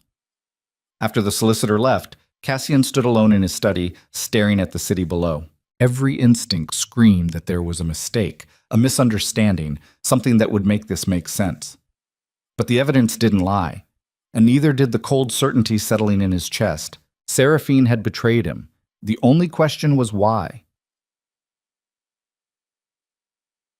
Cassian spent the next 3 days watching his wife with the analytical precision he applied to hostile takeovers. Looking for signs, cracks in her facade, anything that suggested guilt or deception. He found nothing. Seraphine moved through their life with the same warmth and authenticity she'd shown since the day she'd chosen to stay with him. She worked on her publishing ventures. She managed the sanctuary with passionate efficiency. She came to his bed each night with desire that seemed entirely genuine. Either she was the most accomplished liar he'd ever encountered, or there was something else happening. Marcus delivered his final report on the third evening. Cassian read it alone in his study, and with each page, the betrayal became more comprehensive. £2.7 million moved over 8 months. Not just stolen. strategically relocated to build a parallel financial structure that mirrored his own. Property in 3 countries, investments in shipping, textiles, and publishing, a network designed to function independently of his resources. She was preparing to leave him, building an escape route with his own money. The realization felt like drowning in ice water. At the bottom of Marcus's report was a final note.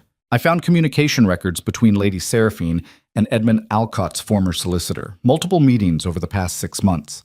No documentation of what was discussed, but the timing correlates with the largest financial transfers. Edmund's solicitor, the man who'd represented her abusive husband throughout their divorce proceedings, the man who'd fought hardest against Seraphine's settlement, now meeting secretly with the woman who'd destroyed his client.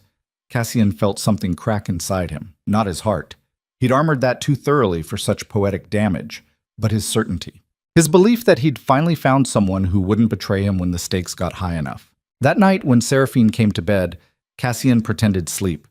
He felt her settle beside him, her breathing evening out into rest, and he lay there in the darkness wondering how long she'd been planning this. 8 months of lies. 8 months of stolen moments and secret meetings and money quietly disappearing into offshore accounts. 8 months of making him believe she loved him while systematically preparing to destroy everything he'd built. The question that consumed him wasn't how she'd done it. The mechanics were clear enough. The question was why. What had he done to make her fear him enough to build this elaborate escape? What had he missed that would drive the woman he'd married, the woman he'd given everything to protect and empower, to betray him so completely? By morning, Cassian had his answer. Nothing. He'd done nothing wrong. This wasn't about his failures, this was about her nature. Once a victim, always a victim. Once someone learned to survive through deception and manipulation, they never truly unlearned it. They just got better at hiding it. Seraphine had been playing him from the beginning, the grateful wife, the empowered woman, the loving partner. All performance, all designed to keep him complacent while she built her exit strategy. The realization should have made him angry. Instead, it made him cold. Cold was better. Cold was what had built his empire in the first place. Cold was what would let him dismantle her betrayal with the same surgical precision she'd used to construct it. Cassian called the confrontation for Friday evening. He arranged it carefully, sent the staff away, ensured privacy, set the study like a stage for the reckoning that was coming. Seraphine arrived at the appointed time, her expression curious but unconcerned. She wore a green dress he'd bought her, and the sight of it made something twist in his chest. Even now, even knowing what he knew, part of him wanted to be wrong. "You wanted to see me?" she asked, settling into the chair across from his desk. The same chair she'd sat in 18 months ago when he'd first offered her freedom. "Yes." Cassian slid the folder across the desk. "I need you to explain this." She opened it, and he watched her face carefully for the moment of recognition, the flash of guilt. Instead, he saw confusion. She flipped through pages, her brow furrowing. "These are financial documents. What am I looking at? You tell me." "Those are accounts in your name. Transfers you authorized. Money you've been systematically stealing from my holdings for 8 months. Seraphine's head snapped up, her eyes wide. "What? Cassian, I don't understand. I haven't. Don't." His voice cut like a blade.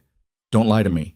I have documentation, signatures, transfer authorizations, meeting records with Edmund's solicitor. Everything." Her face went pale. "Edmund's solicitor? I haven't met with... You met with him 6 times over the past 6 months. The timing correlates perfectly with the largest financial transfers. So please, enlighten me. What could you possibly have been discussing with the man who tried to destroy you during your divorce?" "I don't know what you're talking about." Seraphine stood, the folder falling from her lap. "Cassian, this is insane. I would never... 2.7 million pounds says otherwise." The number hung in the air like an executioner's blade. Seraphine stared at him, and he watched something shift in her expression. Confusion giving way to comprehension, then horror. "Someone's setting me up," she said. "How convenient."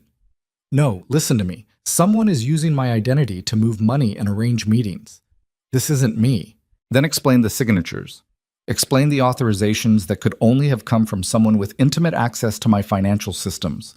Cassian stood, his hands flat on the desk. Explain how a woman I've given everything to would repay me by stealing millions and planning an exit strategy with the help of her former husband's legal team. "I can't explain it because I didn't do it."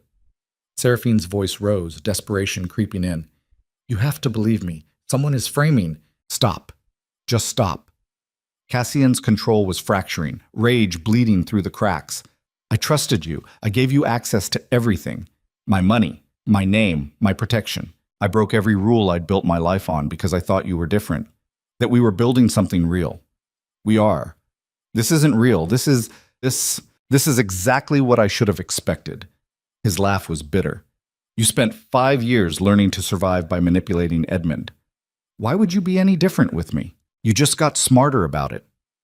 Tears streamed down Seraphine's face now, but Cassian couldn't let himself care. Tears were just another tool in the arsenal of deception. I love you, she said. Everything we built together is real. I don't know who's doing this, but it isn't me. You have to believe me. I don't have to do anything except protect what's mine. And you've just proven you're not part of that anymore. The words landed like blows, and Cassian saw her physically recoil. Good. Let her feel a fraction of what he was feeling. Get out, he said quietly. What? Get out of my study, out of my house, out of my life. We're done. Cassian, please. I'll have Marcus draw up divorce papers. You'll get nothing. The prenuptial agreement you signed was very clear about what happens in cases of fraud and theft. You'll leave with exactly what you brought into this marriage. Nothing. Seraphine stood frozen, her face devastated. You can't mean this. Try me. Cassian's voice was arctic. You have until morning to pack your belongings and leave. After that, I'll have you removed by force. And if you try to fight this, I will destroy you more completely than I destroyed Edmund. At least he had the decency to betray me with incompetence instead of calculation. I didn't betray you. Her voice broke. Someone is doing this to us, to drive us apart. And you're letting them win. The only person driving us apart is you, with your lies, your theft, your systematic dismantling of everything I gave you. Cassian moved to the door, opening it. Now get the fuck out. She didn't move, just stood there crying, looking at him like he was the monster. Maybe he was. Maybe that's all he'd ever been, and she'd just been better at hiding her fear than Edmund's other victims. Fine. Stay. I'll leave. Cassian grabbed his coat. But when I come back, you better be gone, or I'll call the authorities and have you arrested for embezzlement. He left her standing in the study, and this time he didn't look back. Sulk. Cassian spent the night at his club, drinking expensive scotch and trying to understand how he'd gotten it so wrong. The woman he'd married had seemed genuine. The love they'd built had felt real. The partnership they'd forged had appeared to transform them both. But evidence didn't lie. Numbers didn't manipulate. The documentation Marcus had compiled was irrefutable. Seraphine had betrayed him. Unless, the thought came at 3 a.m, fuzzy with alcohol and exhaustion. Unless she was telling the truth. Unless someone really was framing her. But who? And why? Edmund was in prison. His family had scattered after the trial. There were no enemies obvious enough to orchestrate something this elaborate. Except, Cassian sat up sharply, his mind suddenly clear despite the scotch. There was one person who had the access, the intelligence, and the motive. Marcus Thorne, his solicitor, his trusted advisor for 15 years, the man who handled all his financial affairs, the man who would know exactly how to move money without detection, the man who could forge signatures because he had access to original documents, the man who'd been acting strangely for months before bringing these allegations forward.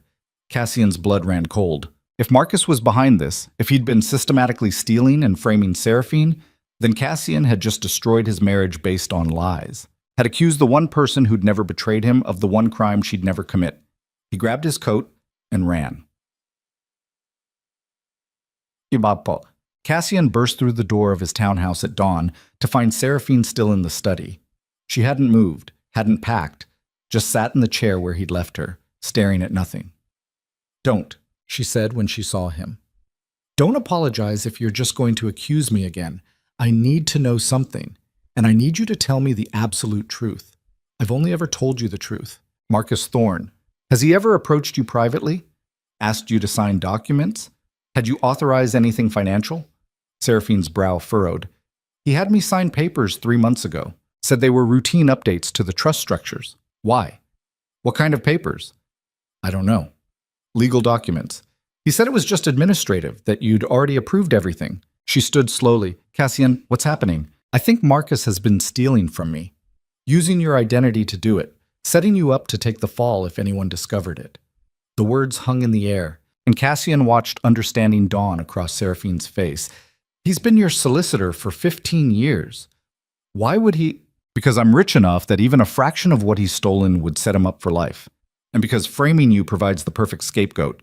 Cassian moved to his desk, pulling out the files Marcus had given him. Look at these again. Really look. Seraphine studied the documents with the analytical mind that had made her publishing house successful. After several minutes, she pointed to a signature. This isn't my writing, she said. It's close. Very close. But the loop on the S is wrong, and the way the final E connects is too sharp. I've signed thousands of documents. I know my own signature. Cassian looked where she pointed, and she was right. The differences were minute, but they were there.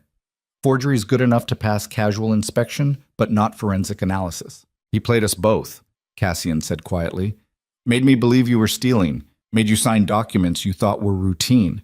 Probably has enough money offshore by now to disappear. So what do we do? Seraphine's question hung in the air, and Cassian felt the full weight of what he'd almost destroyed crash over him. He'd accused her, called her a liar, told her to leave. Nearly ended their marriage over evidence manufactured by a man he'd trusted for 15 years. The philosophical reality of power settled over him like a shroud. Strength meant nothing if you couldn't recognize when you were being manipulated. Authority was worthless if you wielded it against the wrong target. He'd spent his life believing he was too intelligent to be fooled, too careful to be betrayed by anyone but the obvious suspects. But Marcus had known exactly which pressure points to push, had understood that Cassian's deepest fear was betrayal from Seraphine, had crafted a scenario so believable that Cassian had abandoned every instinct that told him she was genuine, and in doing so had nearly destroyed the only real thing he'd ever built. "I'm sorry," he said. The words felt inadequate, but they were all he had. "I should have trusted you, should have questioned the evidence instead of accepting it. You trusted the man you'd worked with for 15 years over the woman you'd known for 2. Seraphine's voice was quiet, exhausted. "I understand the logic, even if it breaks my heart. I'll fix this. I'll find Marcus, get the money back, make him pay for what he tried to do. And us? What about us?" Cassian looked at his wife, seeing the damage he'd inflicted in a single night of accusations, the trust he'd broken, the safety he'd demolished. She'd spent 5 years with a man who'd made her feel worthless, and Cassian had just proven he could do the same when he was scared enough. "I don't know," he admitted. "I don't know if you can forgive this, if we can come back from it." "Neither do I." Seraphine wrapped her arms around herself. "But I know I can't do it right now. I need time, space, to figure out if I can trust you again after you threw away everything we built over fabricated evidence." The words gutted him, but he couldn't argue. She was right. "Take whatever time you need. I'll find Marcus, fix the financial damage. And when you're ready, if you're ready, we'll figure out what comes next." Seraphine nodded, then walked past him toward the door. She paused in the threshold. "I hope you find him," she said. "Not for the money, but because he needs to answer for trying to destroy us." Then she was gone, and Cassian stood alone in the study where his empire had crumbled. Finding Marcus Thorne proved harder than anticipated. The solicitor had vanished completely, his office cleared, his apartment abandoned, his personal accounts closed. 3 weeks of investigation yielded only dead ends and offshore transfers that disappeared into financial labyrinths too complex to untangle quickly. James Rutherford, Cassian's man of business, reported his findings with grim efficiency. "He's gone, probably using a false identity by now. The money's scattered across 14 different accounts in 7 countries, all with banking secrecy laws that make recovery nearly impossible. Nearly impossible isn't impossible. It might as well be." James spread documents across Cassian's desk. "Even if we could prove theft, which gets complicated when he had legitimate access to your accounts, the legal process would take years. And that's assuming we could even locate him to serve papers." Cassian stared at the documents, feeling the walls close in. Marcus had planned this perfectly. Stolen millions framed Seraphine and disappeared before anyone could stop him. It was brilliant in its cruelty. "What about the signature forgeries? Can we use those?" "Possibly. If we can get a handwriting expert to testify. But again, that requires finding Marcus and getting him into a courtroom." James hesitated.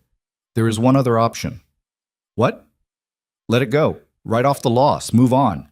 You're still wealthy enough that this doesn't cripple you. It's not about the money. It's about justice." Cassian's voice was flat. "He tried to destroy my marriage, frame my wife. That doesn't get forgiven. Then you're looking at years of legal battles with no guarantee of success. Is that really how you want to spend your future?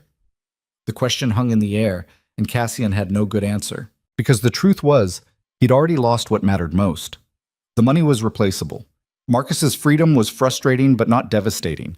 What he couldn't replace was Seraphine's trust. 3 weeks without her felt like drowning. The townhouse was empty despite being full of staff. His bed was cold despite expensive linens. Every success felt hollow without her there to share it. He'd finally found something that mattered more than power or wealth or reputation, and he'd thrown it away over forged documents and manufactured evidence. The bitter irony wasn't lost on him. He'd spent his life being the man who didn't get fooled, who saw through deception, who controlled every variable. And the moment someone who actually mattered was threatened, he'd failed spectacularly. "Where is she staying?" he asked James. "With Lady Hartford. Victoria's been very clear that you're not welcome." "Has she said anything? About what she wants?" "Just that she needs time." James's expression softened. "For what it's worth, I think she still loves you, but love isn't always enough to overcome broken trust." The words hit harder than any financial loss could. The breakthrough came from an unexpected source. Victoria Hartford showed up at Cassian's townhouse unannounced, her expression combining anger and reluctant sympathy in equal measure. "We need to talk," she said, pushing past his butler. "Privately." Cassian led her to his study, the same room where everything had fallen apart. "How is she?" "Devastated, angry, heartbroken." Victoria sat without being invited. "She's been staying with me for 3 weeks, and I've watched her cry herself to sleep every night. So congratulations, Viermont. You've accomplished what Edmund never could. You've actually broken her." The accusation landed like a physical blow. "I was wrong. I know that. Do you?" "Because from where I'm sitting, you took the first piece of evidence that confirmed your worst fears and used it to destroy the woman who loved you. No questions, no benefit of doubt, just immediate condemnation." Marcus was convincing. Marcus was a thief who knew exactly how to manipulate you. Victoria leaned forward. "But here's what I don't understand. You've built an empire on reading people, on seeing through deception, on trusting your instincts. Why didn't you trust them with Seraphine?" The question cut to the bone because Cassian had been asking himself the same thing every night for 3 weeks. "Because I was afraid," he admitted. "Afraid that she'd realize she didn't need me anymore. That the woman I'd helped empower would outgrow me. That love was just another transaction waiting to end when better terms emerged. So you sabotaged it yourself, made it end on your terms before she could leave on hers." "Yes." Victoria studied him with sharp eyes. "That's the most honest you've been since this started. Now here's what you're going to do. You're going to stop trying to find Marcus. You're going to accept the financial loss. And you're going to focus entirely on proving to Seraphine that you trust her absolutely, regardless of what evidence appears or what fears surface." "I don't know if she'll let me." "She won't. Not yet." Victoria stood. "But eventually, she might. If you're patient, if you're genuine, if you show her that you've learned the difference between power and partnership, between control and trust. What if it's too late? Then you'll have lost the only thing that actually mattered. And you'll spend the rest of your life understanding exactly what that cost you." After Victoria left, Cassian sat alone with the weight of her words. She was right. The money didn't matter.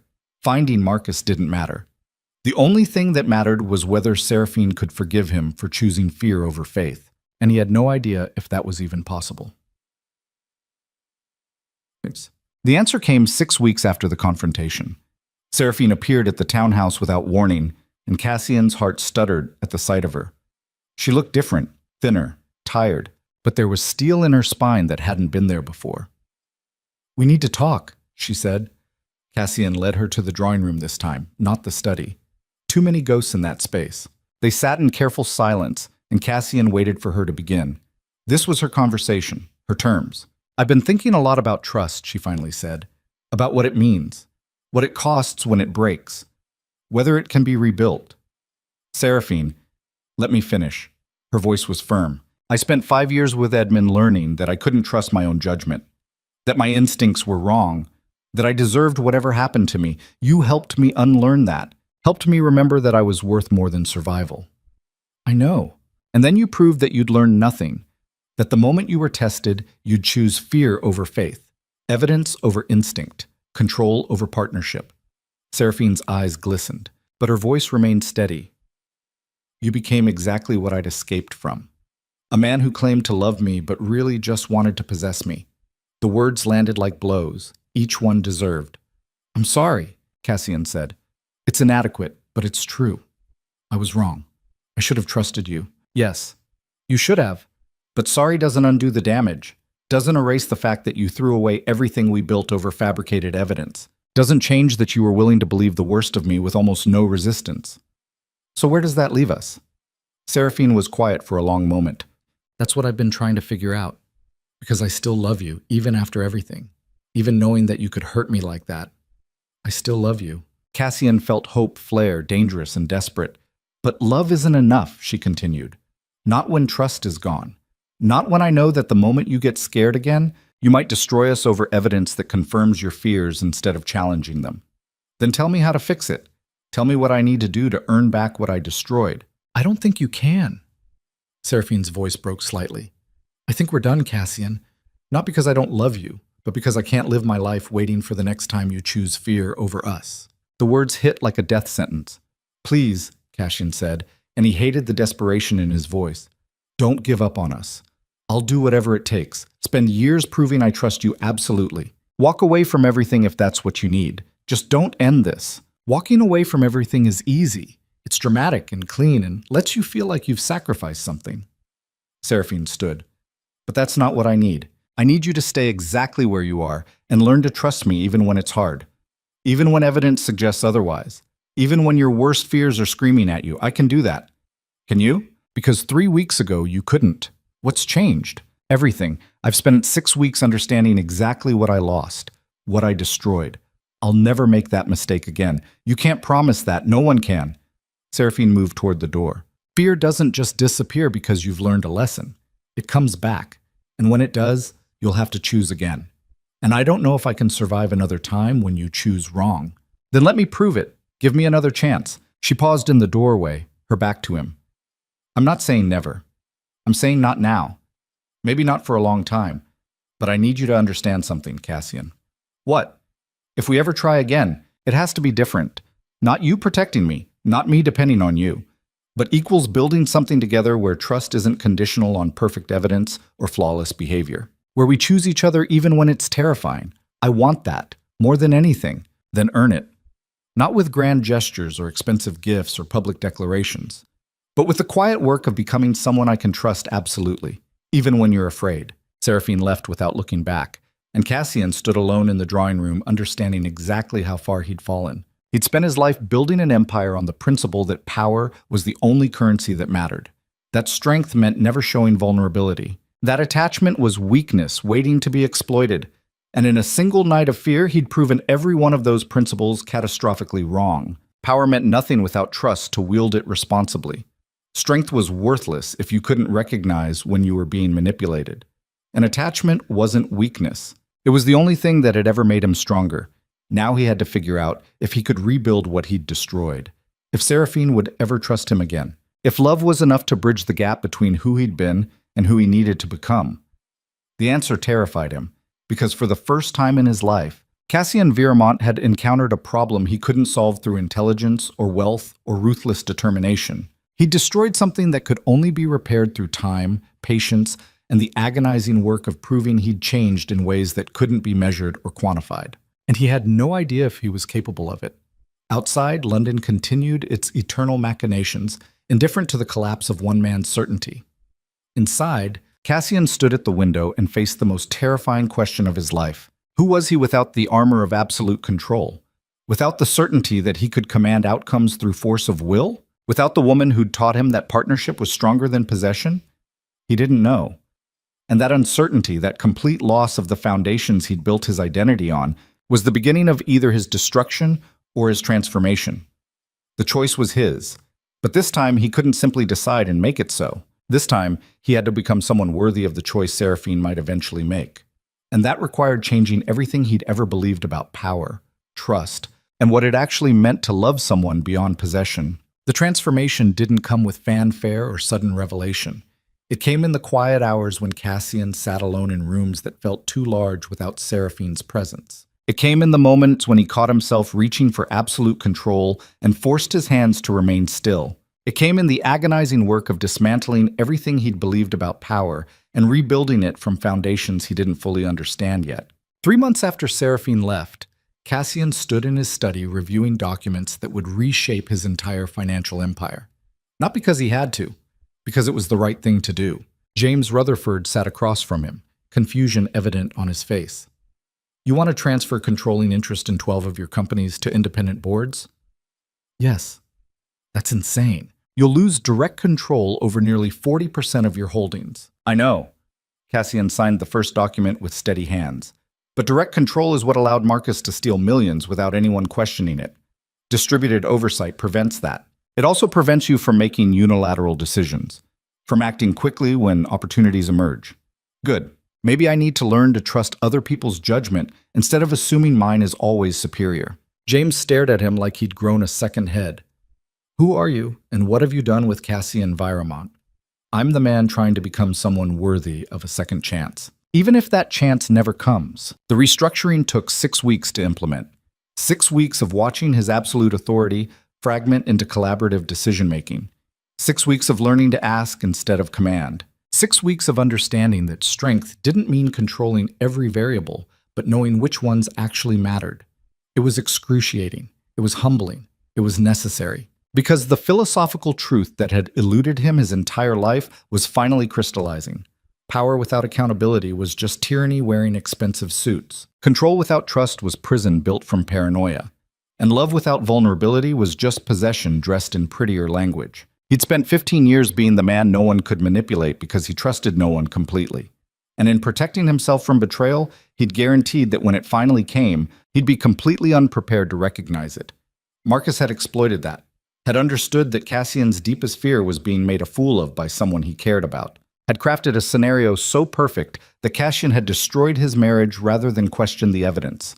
Never again. The vow echoed through every decision Cassian made, every restructuring, every moment when he chose collaboration over control, every instance when fear whispered that vulnerability was weakness, and he pushed forward anyway.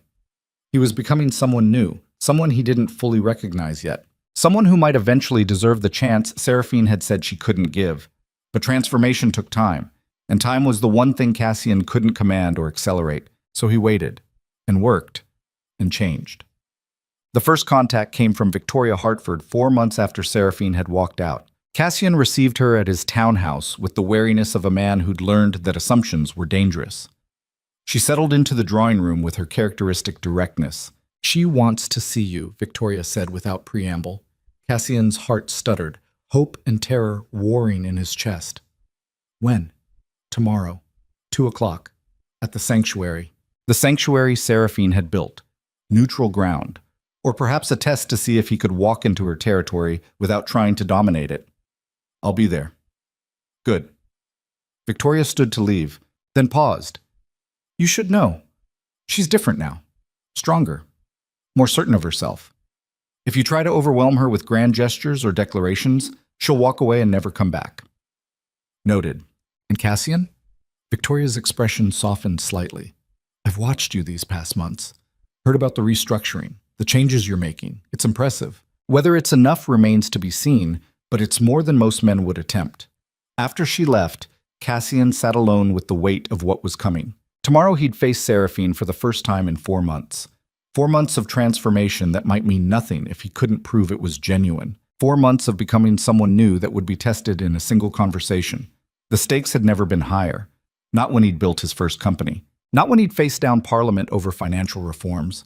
Not even when he'd confronted Edmund and dismantled his world. Because this time, he wasn't fighting for power or wealth or reputation. He was fighting for the only thing that had ever actually mattered. The chance to love someone who'd learned to exist without needing him. The sanctuary occupied a converted townhouse in Chelsea, its exterior understated but its interior warm and welcoming. Cassian had never actually visited, had only funded it from a distance while Seraphine and Victoria managed the day-to-day operations. Walking through the doors felt like entering foreign territory. A young woman at the front desk looked up, her expression shifting from professional welcome to wary recognition. "Your Grace, Lady Seraphine is expecting you." Second floor, third door on the left. Cassian climbed stairs that felt steeper than they were, each step heavy with possibility and consequence. He found the door. Knocked, waited for permission that might not come. Come in. Her voice hit him like a physical force, familiar and strange all at once. He opened the door to find Seraphine standing by a window, backlit by afternoon sun. She turned, and Cassian felt his breath catch. Victoria was right. She looked different, not diminished by their separation, but refined, like she'd been tested by fire and emerged tempered instead of broken. "Hello, Cassian," she said quietly. Seraphine. He stayed near the door, unwilling to presume proximity. "Thank you for agreeing to see me. I wasn't sure I would, but Victoria said you'd changed. I needed to see for myself whether that was true." "And?" "I don't know yet. Sit." They settled into chairs near the window, careful distance between them. Cassian waited for her to begin, remembering Victoria's warning about overwhelming her. "I've been hearing things," Seraphine said, "about the restructuring, the board appointments, the shift from unilateral control to collaborative oversight. It was necessary. Why? You built your empire on absolute control. Why abandon it now? Because absolute control is what made me vulnerable to Marcus, and what made me destroy us when fear told me to." Cassian met her gaze steadily. "I'm learning that strength isn't about controlling every variable. It's about knowing which battles actually matter and trusting others with the rest." Pretty words. Do you believe them? "I'm trying to. Some days more successfully than others." Seraphine studied him with the analytical precision he'd always admired. "What else has changed?" "I fired my entire personal security team and hired a new one with instructions to protect rather than intimidate. I've started attending therapy twice a week to understand why I default to control when I'm afraid. I sold the estate where Edmund used to live because keeping it felt like maintaining a trophy from your pain." He paused, choosing his next words carefully. "I've been learning to sit with uncertainty instead of trying to eliminate it, to accept that I can't guarantee outcomes through force of will, to trust that some things are worth the risk even when they terrify me, such as you, us. The possibility that love requires vulnerability more than it requires power." Seraphine's expression flickered, something painful crossing her features. "You hurt me, Cassian, not just by accusing me, but by proving that when you were tested, you chose fear over faith, evidence over instinct, control over trust." "I know, and I'm sorry doesn't begin to cover the damage I caused. No, it doesn't." She looked out the window. "I spent 4 months asking myself if I could ever trust you again. If the man I fell in love with was real or just another performance. If your transformation now is genuine or just strategy to get back what you lost. What did you decide?" "That I don't know. And that uncertainty is something I have to live with if I want to even consider giving us another chance." The words hung between them, fragile and weighted. Cassian felt hope flare alongside terror. This wasn't forgiveness. This wasn't reconciliation. This was the possibility of both, contingent on his ability to prove he'd changed in ways that couldn't be faked. "Tell me what you need," he said. "What would convince you that this is real? Time, consistency. Proof that when you're afraid again, when evidence suggests I'm betraying you again, you'll choose to trust me instead of destroying us. How do I prove that without the test actually happening?" "You can't. That's the point." Seraphine turned back to face him. "Trust isn't something you can demonstrate through grand gestures or dramatic sacrifices. It's built through hundreds of small moments where you choose faith over fear. And I don't know if you're capable of that." The assessment stung because it was fair. Cassian had spent his life proving himself through decisive action and overwhelming force. The quiet work of consistent trust was foreign territory. "Then let me try," he said, "not as your husband, not with any expectations or demands, just as someone who wants to prove he's learned from the worst mistake of his life." "What does that look like?" "I don't know. You tell me." Seraphine was quiet for a long moment, her expression thoughtful. "We start over, not where we were, but from the beginning. You court me, properly, with transparency and honesty, and absolutely no assumptions about outcomes. Right? And I get to set the pace, the boundaries, the terms. You don't push, don't manipulate, don't try to accelerate things because you're impatient or afraid. I'll change my mind." "Agreed. And if at any point I decide this isn't working, that I can't trust you the way I need to, you accept it. No fighting, no grand gestures to change my mind. Just acceptance." The terms were harsh, but fair.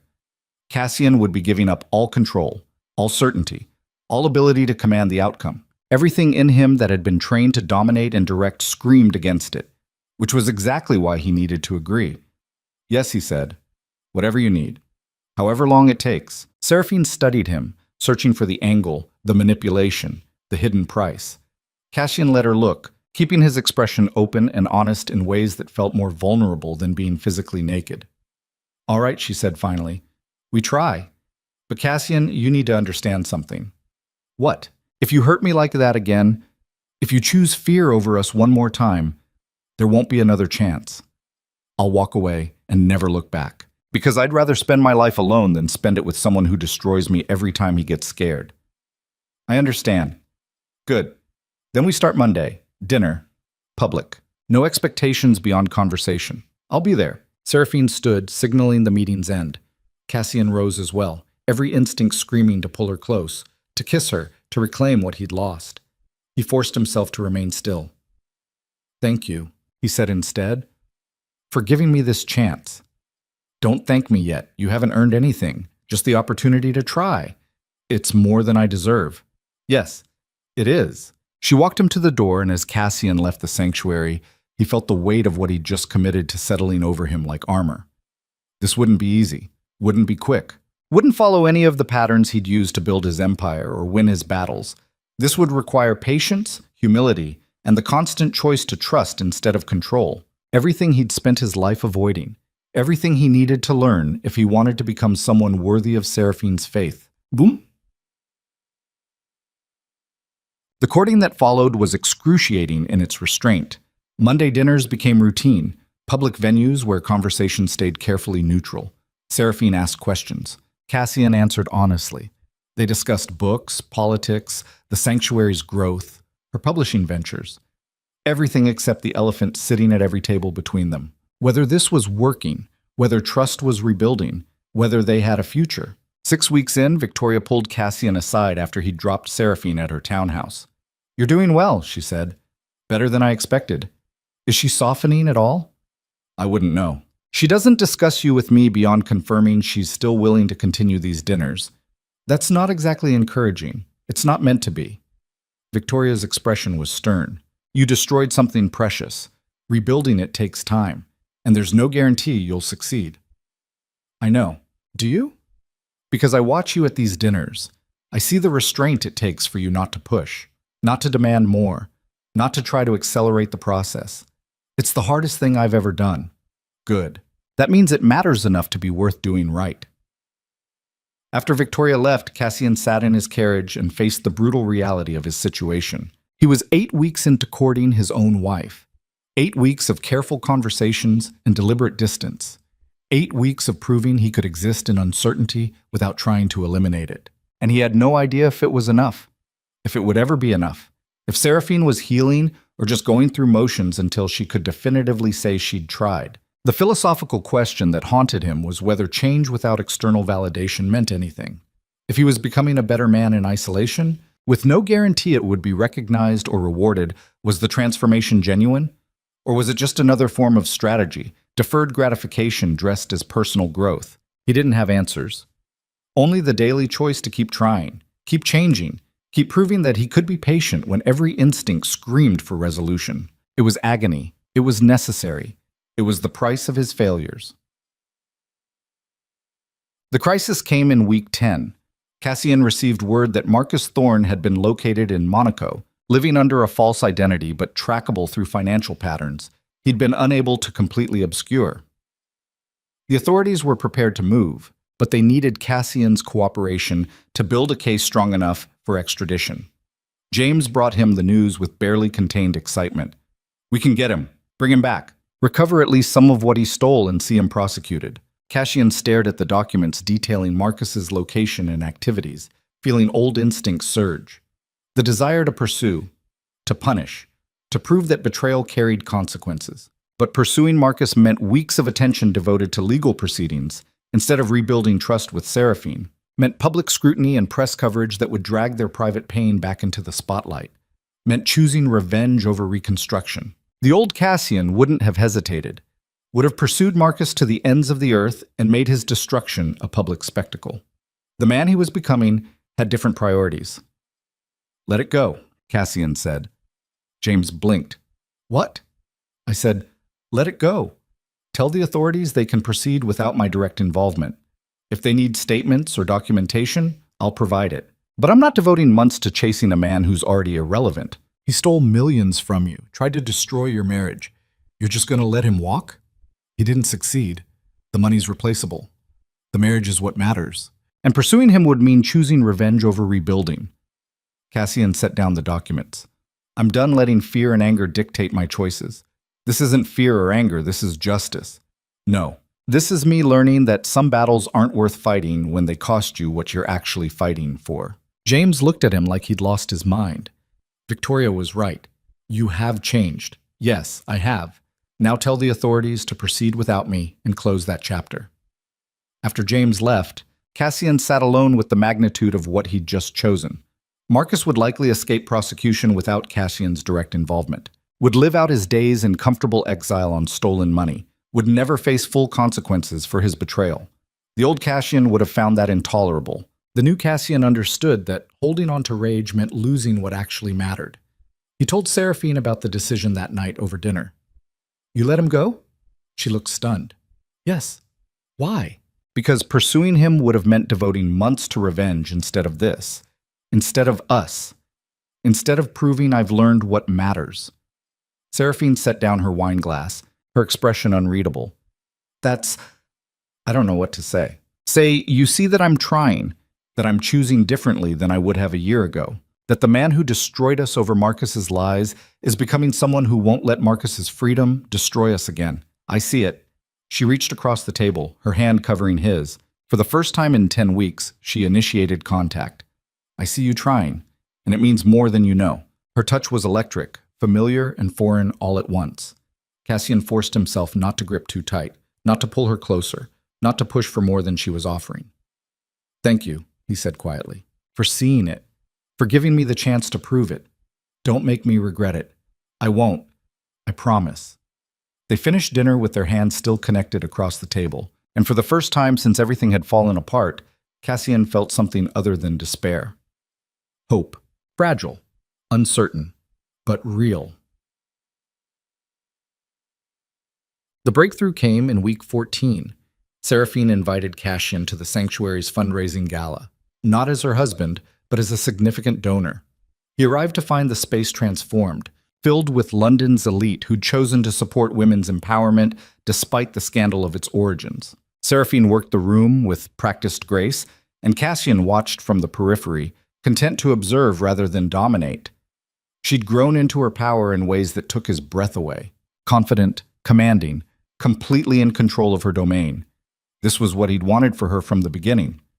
Not a rescued woman dependent on his protection, but someone who'd claimed her own authority and wielded it with precision. Halfway through the evening, a man approached Seraphine with obvious intentions.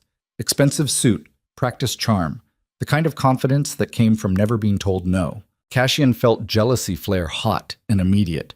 Watched the man lean too close, his hand finding Seraphine's lower back in a gesture that was too familiar for strangers. Every instinct screamed to intervene, to cross the room and make clear that she was his, to eliminate the threat through presence and intimidation. Cassian forced himself to remain still. This was the test, whether he could trust Seraphine to handle herself, whether he could exist in uncertainty without trying to eliminate it through control.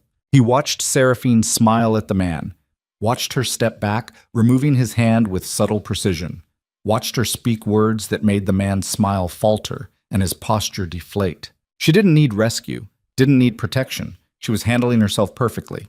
And when she glanced across the room and caught Cassian's eye, seeing him standing still instead of charging forward, her expression shifted. Something like approval, something like recognition. After the gala, as Cassian prepared to leave, Seraphine pulled him aside. You didn't interfere, she said. No. Why not? I saw your face. You wanted to. Yes. But you didn't need me to. And inserting myself would have been about making me feel better, not protecting you. Cassian met her gaze. You're not mine to protect from men who can't take a hint. You're your own person who can handle herself. Seraphina stepped closer, and Cassian's heart raced. That's the first time you've ever truly meant that. I've always said it. Saying and believing are different things. She reached up, her hand cupping his face. Tonight you proved you believe it. Then she kissed him. Not tentatively, not testing, but with the kind of certainty that came from making a choice freely instead of being pushed into it. Cassian kissed her back, pouring into it 14 weeks of restraint and transformation and desperate hope. When they finally broke apart, both were breathing hard. "Take me home," Seraphine whispered. "Are you sure?" "No, but I'm choosing anyway. Isn't that what you taught me freedom means?" They left together, and in the carriage ride back to the townhouse, Cassian felt like he was being given something infinitely precious. Not possession, not ownership, but the freely given choice of someone who'd learned she could exist without him and decided she didn't want to. The reunion that night was different from anything they'd shared before. Not desperate, not claiming, but deliberate. Two people choosing each other with full knowledge of the costs and consequences, with complete awareness that this could still fall apart if fear won over faith. Afterward, tangled together in sheets that smelled like home, Seraphine spoke into the darkness. "I'm still afraid," she said. "So am I. What if you break my trust again? Then you'll leave and I'll have to live with that consequence.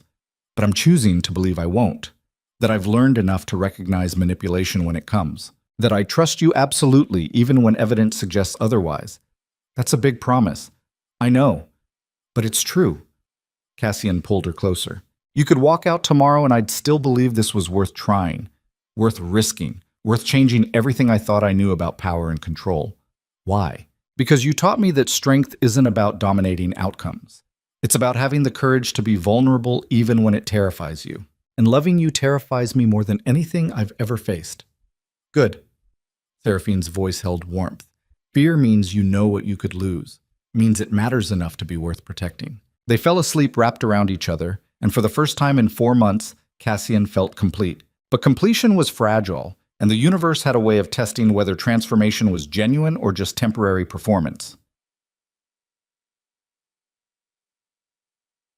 The test came 3 weeks later in the form of documents that landed on Cassian's desk with the weight of catastrophe.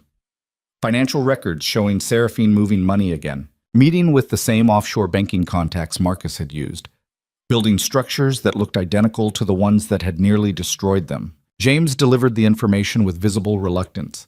"I need to show you this, and I need you to not react the way you did last time." Cassian looked at the documents, feeling ice settle in his veins. The patterns were identical, the methodology the same, even the amounts tracked with what Marcus had stolen. Every instinct screamed betrayal. Every fear roared that he'd been played again. Every bit of hard-won trust crumbled under the weight of evidence that looked irrefutable. But Cassian had spent 4 months learning to question his instincts, to challenge his fears, to trust instead of control. He set down the documents with hands that wanted to shake. "This isn't real," he said. "How do you know?" "Because Seraphine wouldn't. Because I trust her absolutely even when evidence suggests otherwise. Because I learned what happens when I choose fear over faith. Cassian, these are verified records. I've checked them 3 times. Then they're fabricated. Someone is trying to destroy us again. And this time I'm not falling for it." James stared at him. "You're certain?" "No. I'm terrified. But I'm choosing trust anyway." Cassian stood. "Find out who's actually behind this. I'll talk to Seraphine and give her the chance to explain before I assume anything. This could be a massive mistake.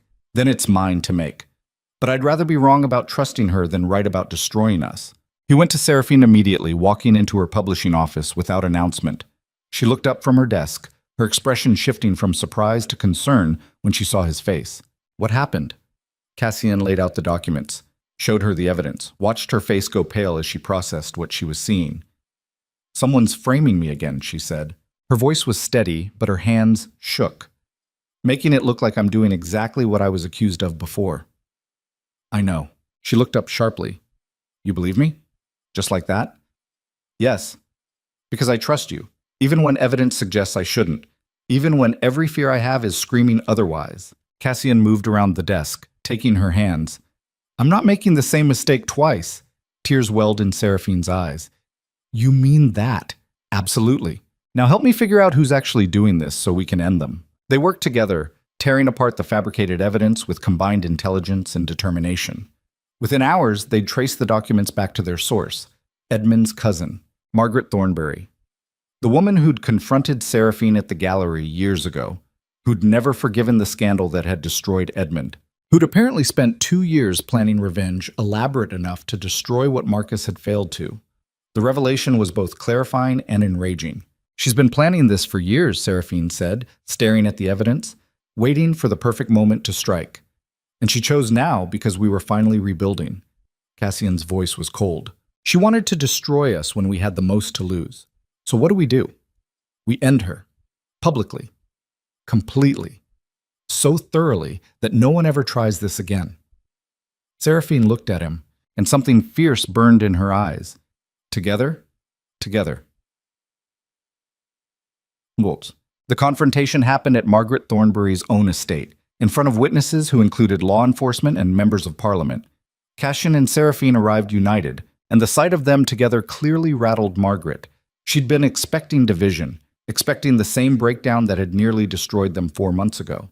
Instead, she got a partnership forged in fire and tempered by hard-won trust. "Mrs. Thornbury," Cassian said, his voice carrying the authority of absolute certainty, "you've been systematically fabricating financial documents to frame my wife for embezzlement. We have proof, complete documentation of every forged signature, every fabricated transaction, every moment you thought you were clever enough to destroy us." Margaret's face went white, then red. "I don't know what you're talking about." "Don't lie." Seraphine's voice cut like a blade. "We've traced everything back to you, the offshore accounts, the shell companies, even the banking contacts you used. It's over. You destroyed Edmund. You humiliated my family. You deserved—" "I survived Edmund," Seraphine interrupted. "I refuse to be destroyed by a man who treated me like property.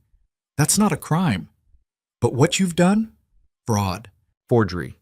Attempted frame for embezzlement. Those are actual crimes, with actual consequences." The authorities moved forward, and Margaret realized too late that this wasn't a confrontation. It was an arrest. As they led her away, she screamed accusations and threats, promised she'd fight, swore they'd regret this. Cassian and Seraphine stood together watching, their hands linked. "It's done," Cassian said quietly. "Yes. Finally." They left Margaret's estate to face a gathered crowd of press and onlookers. Questions shouted from all directions, cameras flashing, the machinery of scandal grinding back to life. Cassian turned to Seraphine. "Do we say anything?" She looked at him, a question in her eyes. He nodded. This was her choice to make. Seraphine stepped forward, and the crowd quieted. "For years, I've been the subject of scandal and speculation, people questioning my choices, my marriage, my character." She paused, her voice carrying absolute certainty. "I'm done defending myself to people who've decided I'm guilty, regardless of evidence. What you just witnessed is the arrest of a woman who spent 2 years trying to destroy my life out of misplaced loyalty to a man who destroyed his own." She took Cassian's hand, holding it high. "This is my husband, my partner, my choice freely made and freely continued, and anyone who has a problem with that can take it up with both of us. Together." The crowd erupted with questions, but Seraphine turned away, pulling Cassian with her. They walked to their carriage through chaos, and inside the privacy of enclosed space, they finally let themselves breathe. "That was terrifying," Seraphine said. "You were magnificent. We were magnificent." She turned to face him. "You trusted me, even when evidence said not to, even when it would have been easier to believe the worst. I learned my lesson. Nothing is worth losing you over. Not fear, not evidence, not the comfortable certainty of absolute control." "Good. Because I need you to keep learning it. Keep choosing trust even when it's hard. Keep being vulnerable even when it terrifies you." "I will. Every day. For the rest of our lives if you'll let me." Seraphine kissed him, and it tasted like forgiveness and promise, and the hard-won certainty of people who'd been tested and survived. When they broke apart, she smiled. "Take me home." "To the townhouse?" "No. To our home. The one we build together, where trust matters more than control and partnership, means choosing each other even when the world tells us not to." Cassian pulled her close, feeling something settle in his chest that had been fractured for months. They'd survived betrayal, survived doubt, survived the complete collapse of everything they'd built and the agonizing work of rebuilding from scorched earth. And they'd done it together. Not because it was easy, not because they were perfect, but because they'd learned that love without trust was just possession, that power without vulnerability was just tyranny, and that the only battles worth fighting were the ones that protected what actually mattered. The carriage rolled through London as twilight settled over the city, and inside, two people who'd learned to survive alone remembered what it felt like to choose partnership. The empire Cassian had built still stood. The sanctuary Seraphine had created still thrived. The publishing house still challenged conventions. But the real victory was smaller, more personal, more precious. They'd learned to trust each other absolutely, even when evidence suggested otherwise, even when fear screamed to protect themselves through control. And that trust, hard-won and carefully maintained, was the foundation everything else would be built on. Not perfect, not without risk, but genuine in ways that couldn't be faked or forced. As the carriage pulled up to the townhouse, Cassian looked at Seraphine and saw his future. Not as something to control or command, but as something to build together through hundreds of small choices to trust instead of dominate. "Ready?" he asked. "For what?" "Whatever comes next. Together." Seraphine smiled, and it was the smile of someone who'd survived hell and emerged stronger. Always. They walked into the townhouse hand in hand, and the door closed behind them on one chapter of their story. But outside, in the gathering darkness, new forces were already moving. Margaret Thornbury might be in custody, but her arrest had exposed something neither Cassian nor Seraphine had anticipated. Financial records subpoenaed for the prosecution revealed connections to a network far larger than one vengeful woman. Edmund's family had been systematically planning revenge for 3 years. Margaret was just the opening move, and the real attack was about to begin. The revelation came at dawn when James Rutherford arrived at the townhouse with documents that painted a picture far more sinister than anyone had anticipated. Cassian and Seraphine sat together in the study as their man of business spread evidence across the desk, with hands that trembled slightly. Margaret Thornbury wasn't acting alone, James said. She was the visible piece of something much larger. Edmund's entire family has been coordinating for 3 years, pooling resources, building cases, waiting for the perfect moment to destroy everything you've built. How bad is it? Cassian's voice was steady, but his hand found Seraphine's under the table. James laid out the scope with clinical precision. 18 separate legal actions filed simultaneously across 3 jurisdictions. Fraud allegations against your financial holdings. Embezzlement charges against the sanctuary. Claims that Seraphine's publishing house is a front for money laundering. They've coordinated with corrupt officials, manufactured evidence, and built a web designed to strangle you both through litigation, even if nothing sticks criminally. Seraphine stared at the documents, her face pale, but composed. This is coordinated destruction. They're not trying to win individual cases. They're trying to drown us in legal fees and public scandal until we have nothing left. Exactly. James pointed to financial projections. Even with your resources, defending against this many simultaneous actions would cost tens of millions. Take years. And the publicity alone would destroy both your reputations regardless of outcomes. The philosophical weight of what they faced settled over the room like smoke. This was the reality of power that people rarely acknowledged. Strength wasn't just about having resources. It was about being willing to deploy them completely, to wage total war, knowing that victory might cost everything worth protecting. The Alcott family had learned from Edmund's failure. They weren't attacking with incompetence and rage. They were attacking with calculation and patience, understanding that even the strongest empire could be toppled if you struck at enough foundations simultaneously. Cassian had built his life on being untouchable, on having enough power that direct confrontation was suicide for his enemies. But the Alcotts had found the flaw in that armor. They weren't confronting him directly. They were bleeding him through 1,000 cuts, each one legal and documented and requiring response. "What are our options?" Seraphine asked. James looked grim. Fight and win eventually, but lose years and millions in the process. Settle and let them dictate terms, which would mean giving up significant portions of what you've built. Or go nuclear and destroy them so completely they can't continue the assault.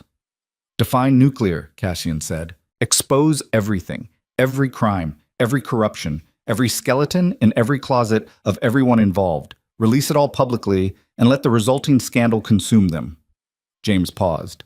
But that means becoming exactly what they're accusing you of being, ruthless, willing to destroy families and lives to protect your own interests. The choice hung in the air between them. Cassian felt Seraphine's hand tighten on his, felt her steady presence beside him, and understood with sudden clarity what mattered. Not revenge, not domination, not proving he was untouchable, just protecting what they'd built together. The sanctuary saving women from the same hell Seraphine had endured. The publishing house giving voice to perspectives society tried to silence. The partnership they'd forged through fire and betrayal and hard-won trust. That was worth fighting for. Worth defending with everything he had, but not worth becoming a monster to protect. There's a fourth option, Cassian said quietly. What? We expose their coordination and corruption without destroying the individuals. We make public the manufactured evidence, the bribed officials, the systematic fraud. We prove the conspiracy and let justice handle the rest. Surgical precision instead of scorched earth. That's risky. Some might escape consequences. The legal battles could still drag on. Yes. But we won't become what they're accusing us of being, won't sacrifice our principles to win a war that's ultimately about principle. Cassian looked at Seraphine. What do you think? She was quiet for a long moment, her analytical mind processing options and consequences. When she spoke, her voice carried the weight of hard-won wisdom. I think we spent too long learning to trust each other to throw it away by becoming people we can't respect. We fight clean. We win on merit. And if that costs us more time and money, so be it. At least we'll still recognize ourselves when it's over. Cassian felt something settle in his chest. Pride. Love. The certainty that he'd chosen the right partner for all the right reasons. Then that's what we do. James, compile everything we have. Build an airtight case proving conspiracy and fraud. We'll release it through proper channels and let the legal system do what it's supposed to do. And if the system fails, if they escape consequences, then we've still won. Because we protected what matters without losing ourselves in the process. James nodded slowly, gathering his documents. I'll have a preliminary report within 48 hours. This is going to get ugly before it gets better. After he left, Seraphine turned to Cassian with eyes that held both fear and determination. Are we really doing this? She asked. Fighting the entire Alcott family without going for the throat? Yes, because if we become monsters to defeat them, they've already won. We'll be proving everything they've accused us of, even if it costs us everything, even then. Because everything means nothing if we can't look at each other and see people we actually respect. Seraphine kissed him, and it tasted like shared conviction and mutual understanding. When they broke apart, she rested her forehead against his. I love you, she said, not despite this choice. Because of it, I love you too, and I promise whatever comes next, we face it together. The counterattack launched 72 hours later with the precision of a military operation. James had compiled a dossier that was devastating in its completeness. Bank records showing coordination between 17 members of the Alcott family, communications proving manufactured evidence, financial transfers to corrupt officials. The entire conspiracy laid bare with documentation so thorough that denial was impossible. They released it not to tabloids or gossip sheets, but to law enforcement and investigative journalists simultaneously. Let the machinery of justice grind forward with the full weight of evidence behind it. The response was immediate and catastrophic for the Alcotts. 5 arrests within 24 hours. Parliamentary investigations launched. Financial assets frozen pending criminal review. The coordinated attack that had seemed so overwhelming collapsed under the weight of its own corruption. But victory came with costs. The publicity was brutal. Every newspaper ran stories about the Alcott conspiracy, but they also dredged up every detail of Cassian and Seraphine's history. The original scandal, Edmund's trial, Marcus Thorne's betrayal, Margaret's arrest. It all got rehashed and analyzed and dissected for public consumption. The sanctuary's donors started withdrawing support, afraid of association with ongoing scandal. Seraphine's publishing house saw 3 authors pull their contracts. Cassian's business partners began distancing themselves from ventures bearing his name. They were winning the legal battle, but losing the court of public opinion. Seraphine sat in her office, surrounded by cancellation notices and withdrawal letters, her face drawn with exhaustion. We did the right thing, she said, but it sounded like she was trying to convince herself. We did, Cassian confirmed. Consequences don't change that. Tell that to the 20 women currently in the sanctuary who might lose their housing because our donors are fleeing. Then we fund it ourselves, directly. Cut out the donors, who were only there for appearances anyway. That's millions of pounds annually. I know. We can afford it. For how long? Seraphine gestured at the financial reports showing the cumulative damage, the legal fees, the lost business, the ongoing costs of defending against lawsuits that haven't been dismissed yet. We're hemorrhaging money, Cassian. At this rate, we'll be significantly weakened within a year. The philosophical question that haunted all wielders of power echoed through the room. What good was having strength if maintaining it required becoming what you fought against? What value did victory hold if achieving it meant abandoning the principles that made winning worthwhile? Cassian had spent his life believing that power was the currency that mattered most. Now he understood that power without purpose was just elaborate self-destruction dressed in expensive suits. Then we get smaller, he said. Tighten operations, focus on what matters most. The sanctuary, your publishing house, the parts of our empire that actually change lives instead of just accumulating wealth. You'd give up half your holdings? I'd give up all of them if it meant keeping what we've built together intact. Money is replaceable. This isn't. Seraphine stared at him, and he saw her processing the magnitude of what he was offering. Not sacrifice as performance, not grand gesture designed to manipulate, just honest assessment of priorities and the willingness to act on them. That's not the man I met 2 years ago, she said quietly. No, he's dead. You killed him when you refused to be saved and insisted on saving yourself instead. Good. I like this version better. So do I. They spent the next 3 weeks systematically dismantling the empire Cassian had spent 15 years building, selling off holdings that were profitable but purposeless, consolidating resources into ventures that mattered, restructuring their entire financial foundation around sustainability instead of growth. It was surgical. It was painful. It was necessary. By the end, Cassian's net worth had dropped by nearly 40%. But the sanctuary was fully funded for the next decade. Seraphine's publishing house had the resources to weather any storm, and they'd created a foundation that could support both indefinitely without depending on donors who fled at the first hint of scandal. They were smaller, more focused, more vulnerable in some ways, but they were also more aligned with who they actually wanted to be. The trial of the Alcott conspiracy took 6 months to wind through the courts, and Cassian and Seraphine attended every day of proceedings, not because they had to, because they wanted the family that had tried to destroy them to see exactly who they'd failed to break. The evidence was overwhelming. 17 family members faced charges ranging from fraud to conspiracy to bribery. The prosecution built their case with methodical precision, using the documentation James had compiled to prove systematic coordination. The defense tried everything: character assassination, claims of entrapment, suggestions that Cassian and Seraphine had manufactured evidence. None of it worked. The jury deliberated for 3 days and returned guilty verdicts on all major counts. Sentencing was harsh. Prison terms ranging from 2 to 12 years. Financial penalties that would bankrupt the Alcott family completely. Civil judgments that would prevent them from ever rebuilding. It was total victory. Complete vindication. Everything Cassian had fought for. And when the judge read the final sentence, he felt nothing but exhausted relief. No triumph. No satisfaction. Just the weary understanding that justice wasn't the same as healing, and winning didn't erase the damage inflicted along the way. Outside the courthouse, press swarmed with questions. Seraphine stepped forward, and Cassian stood beside her, letting her speak for them both. Today, justice was served, she said. But let's be clear about what that means. It doesn't undo the years Edmund Alcott spent destroying me. It doesn't return the money Marcus Thorne stole. It doesn't repair the relationships damaged by this family's vendetta. Justice is just accountability for past actions. Healing is something we have to build ourselves. A reporter shouted a question about whether they felt vindicated. Vindication suggests we needed external validation to know we were right. Seraphine's voice was firm. We didn't. We knew our truth. We fought to protect what mattered. The verdict just confirms what we already understood. That lies and corruption eventually collapse under their own weight. What's next for you and the Duke? We rebuild. Continue the sanctuary's work, publish books that challenge comfortable narratives, live our lives according to principles that matter more than public opinion. She took Cassian's hand. Together. They left the courthouse through crowds that couldn't decide whether to cheer or condemn.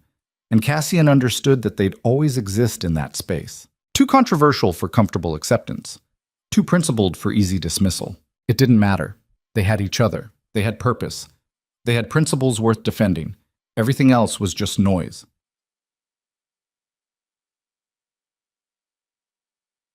Six months after the trial concluded, Cassian and Seraphine stood on the terrace of their townhouse watching London settle into evening.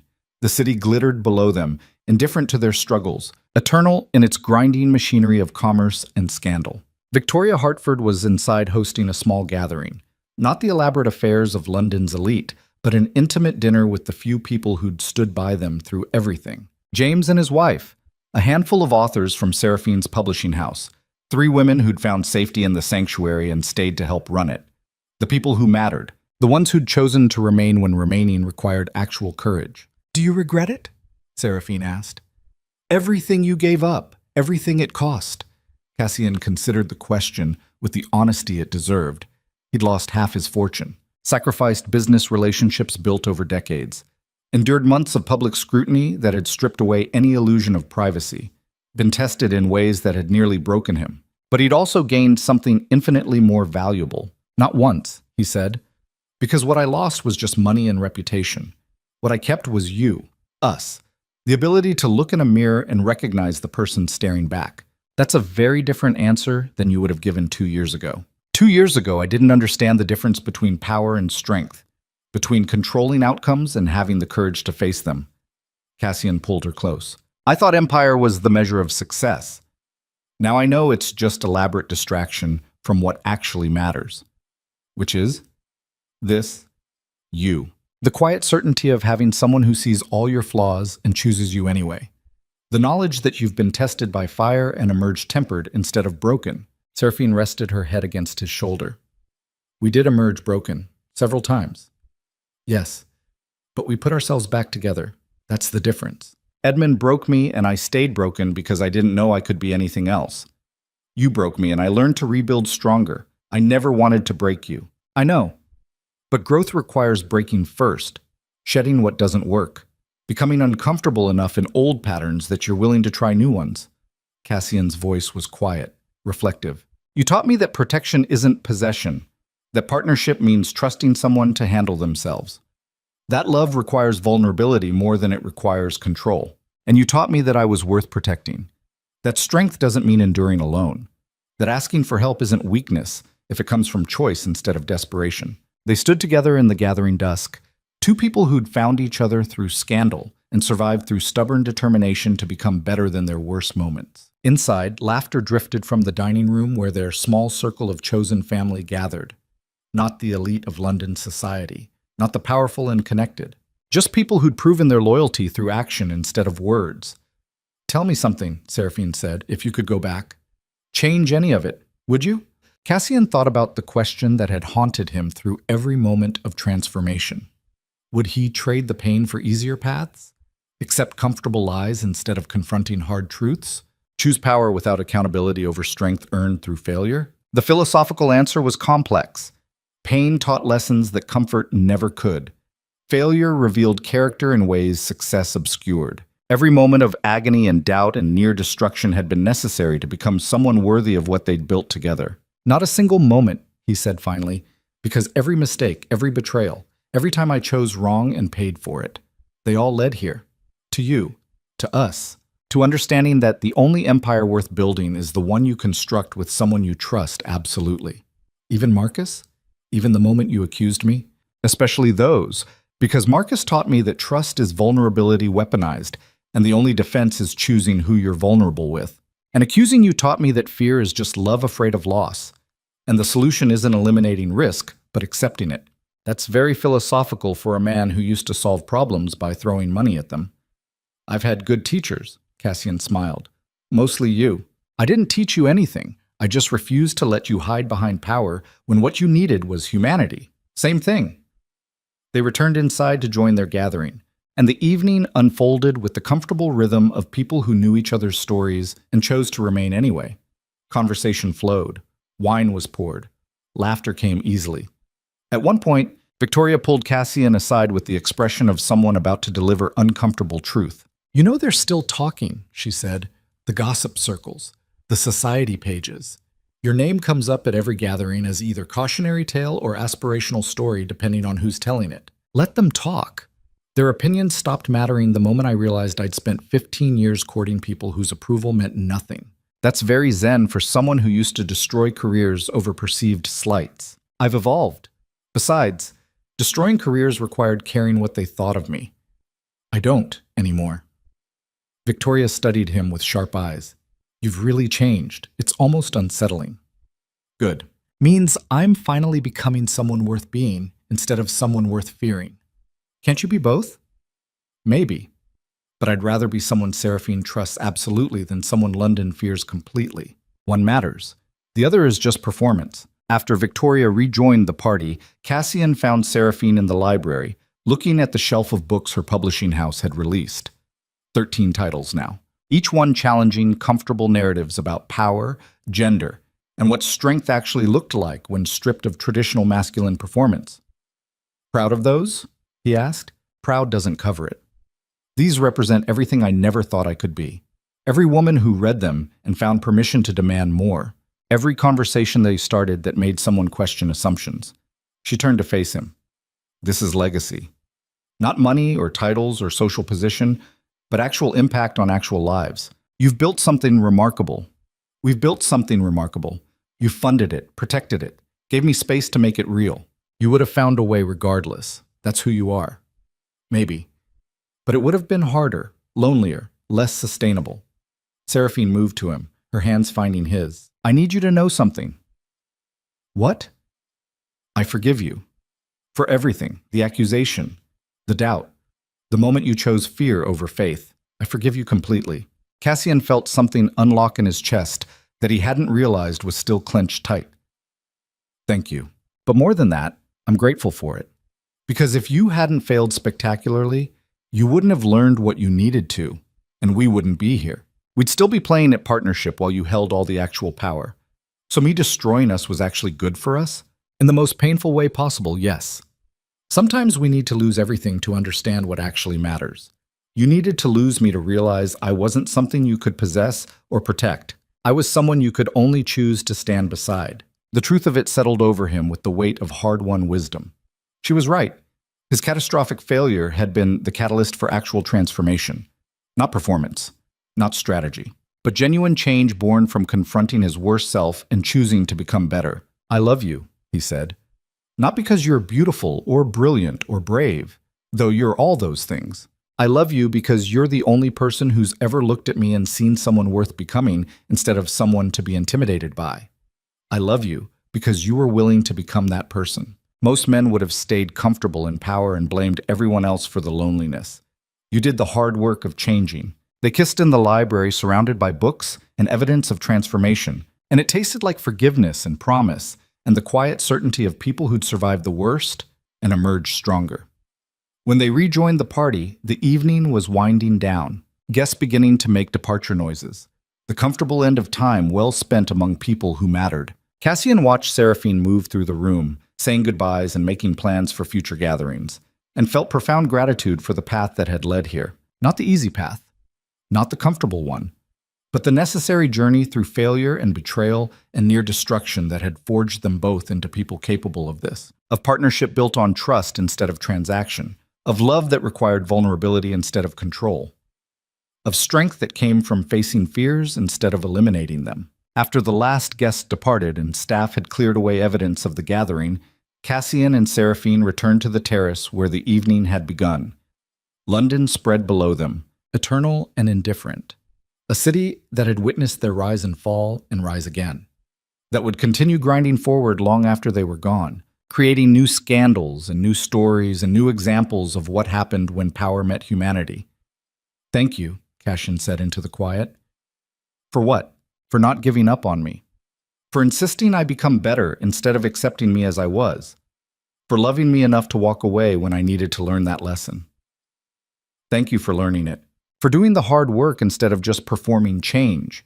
For proving that transformation is possible when someone cares enough to attempt it. They stood together in the darkness, two people who'd found each other through scandal and forged something real through shared determination to become worthy of what they'd built. The empire was smaller now, more focused, less impressive by traditional measures of wealth and influence. But it was theirs, built on principles that mattered, sustained by trust earned through failure and rebuilt through patience, defended not through ruthless domination, but through surgical precision and moral clarity. And standing there in the quiet of evening, Cassian understood what true power actually meant. Not the ability to control outcomes or dominate others or accumulate wealth without limit, but the strength to be vulnerable with someone you trusted absolutely.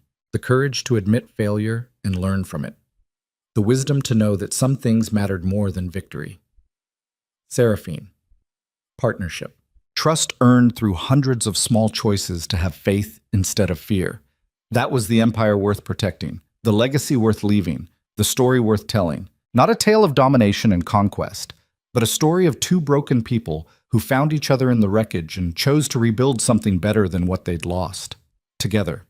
Always together. The city glittered below them, indifferent to their quiet revolution. Inside, their home waited, warm, safe, built on foundations that would weather any storm because they were constructed from trust instead of control. Cassian pulled Seraphine close, and she melted into him with the ease of long practice and deep certainty. "Ready for whatever comes next?" he asked. "With you? Always. Even if it's more scandal, more betrayal, more moments when we're tested, especially then, because we've proven we can survive anything as long as we face it together." They went inside, leaving the terrace and the glittering city behind. Tomorrow would bring new challenges, new tests, new opportunities to choose trust over fear. But tonight was theirs. A moment of peace earned through surviving everything that had tried to destroy them. A quiet evening between people who knew each other's worst moments and chose to remain anyway. The empire Cassian had built was smaller now, but it was real. It was sustainable.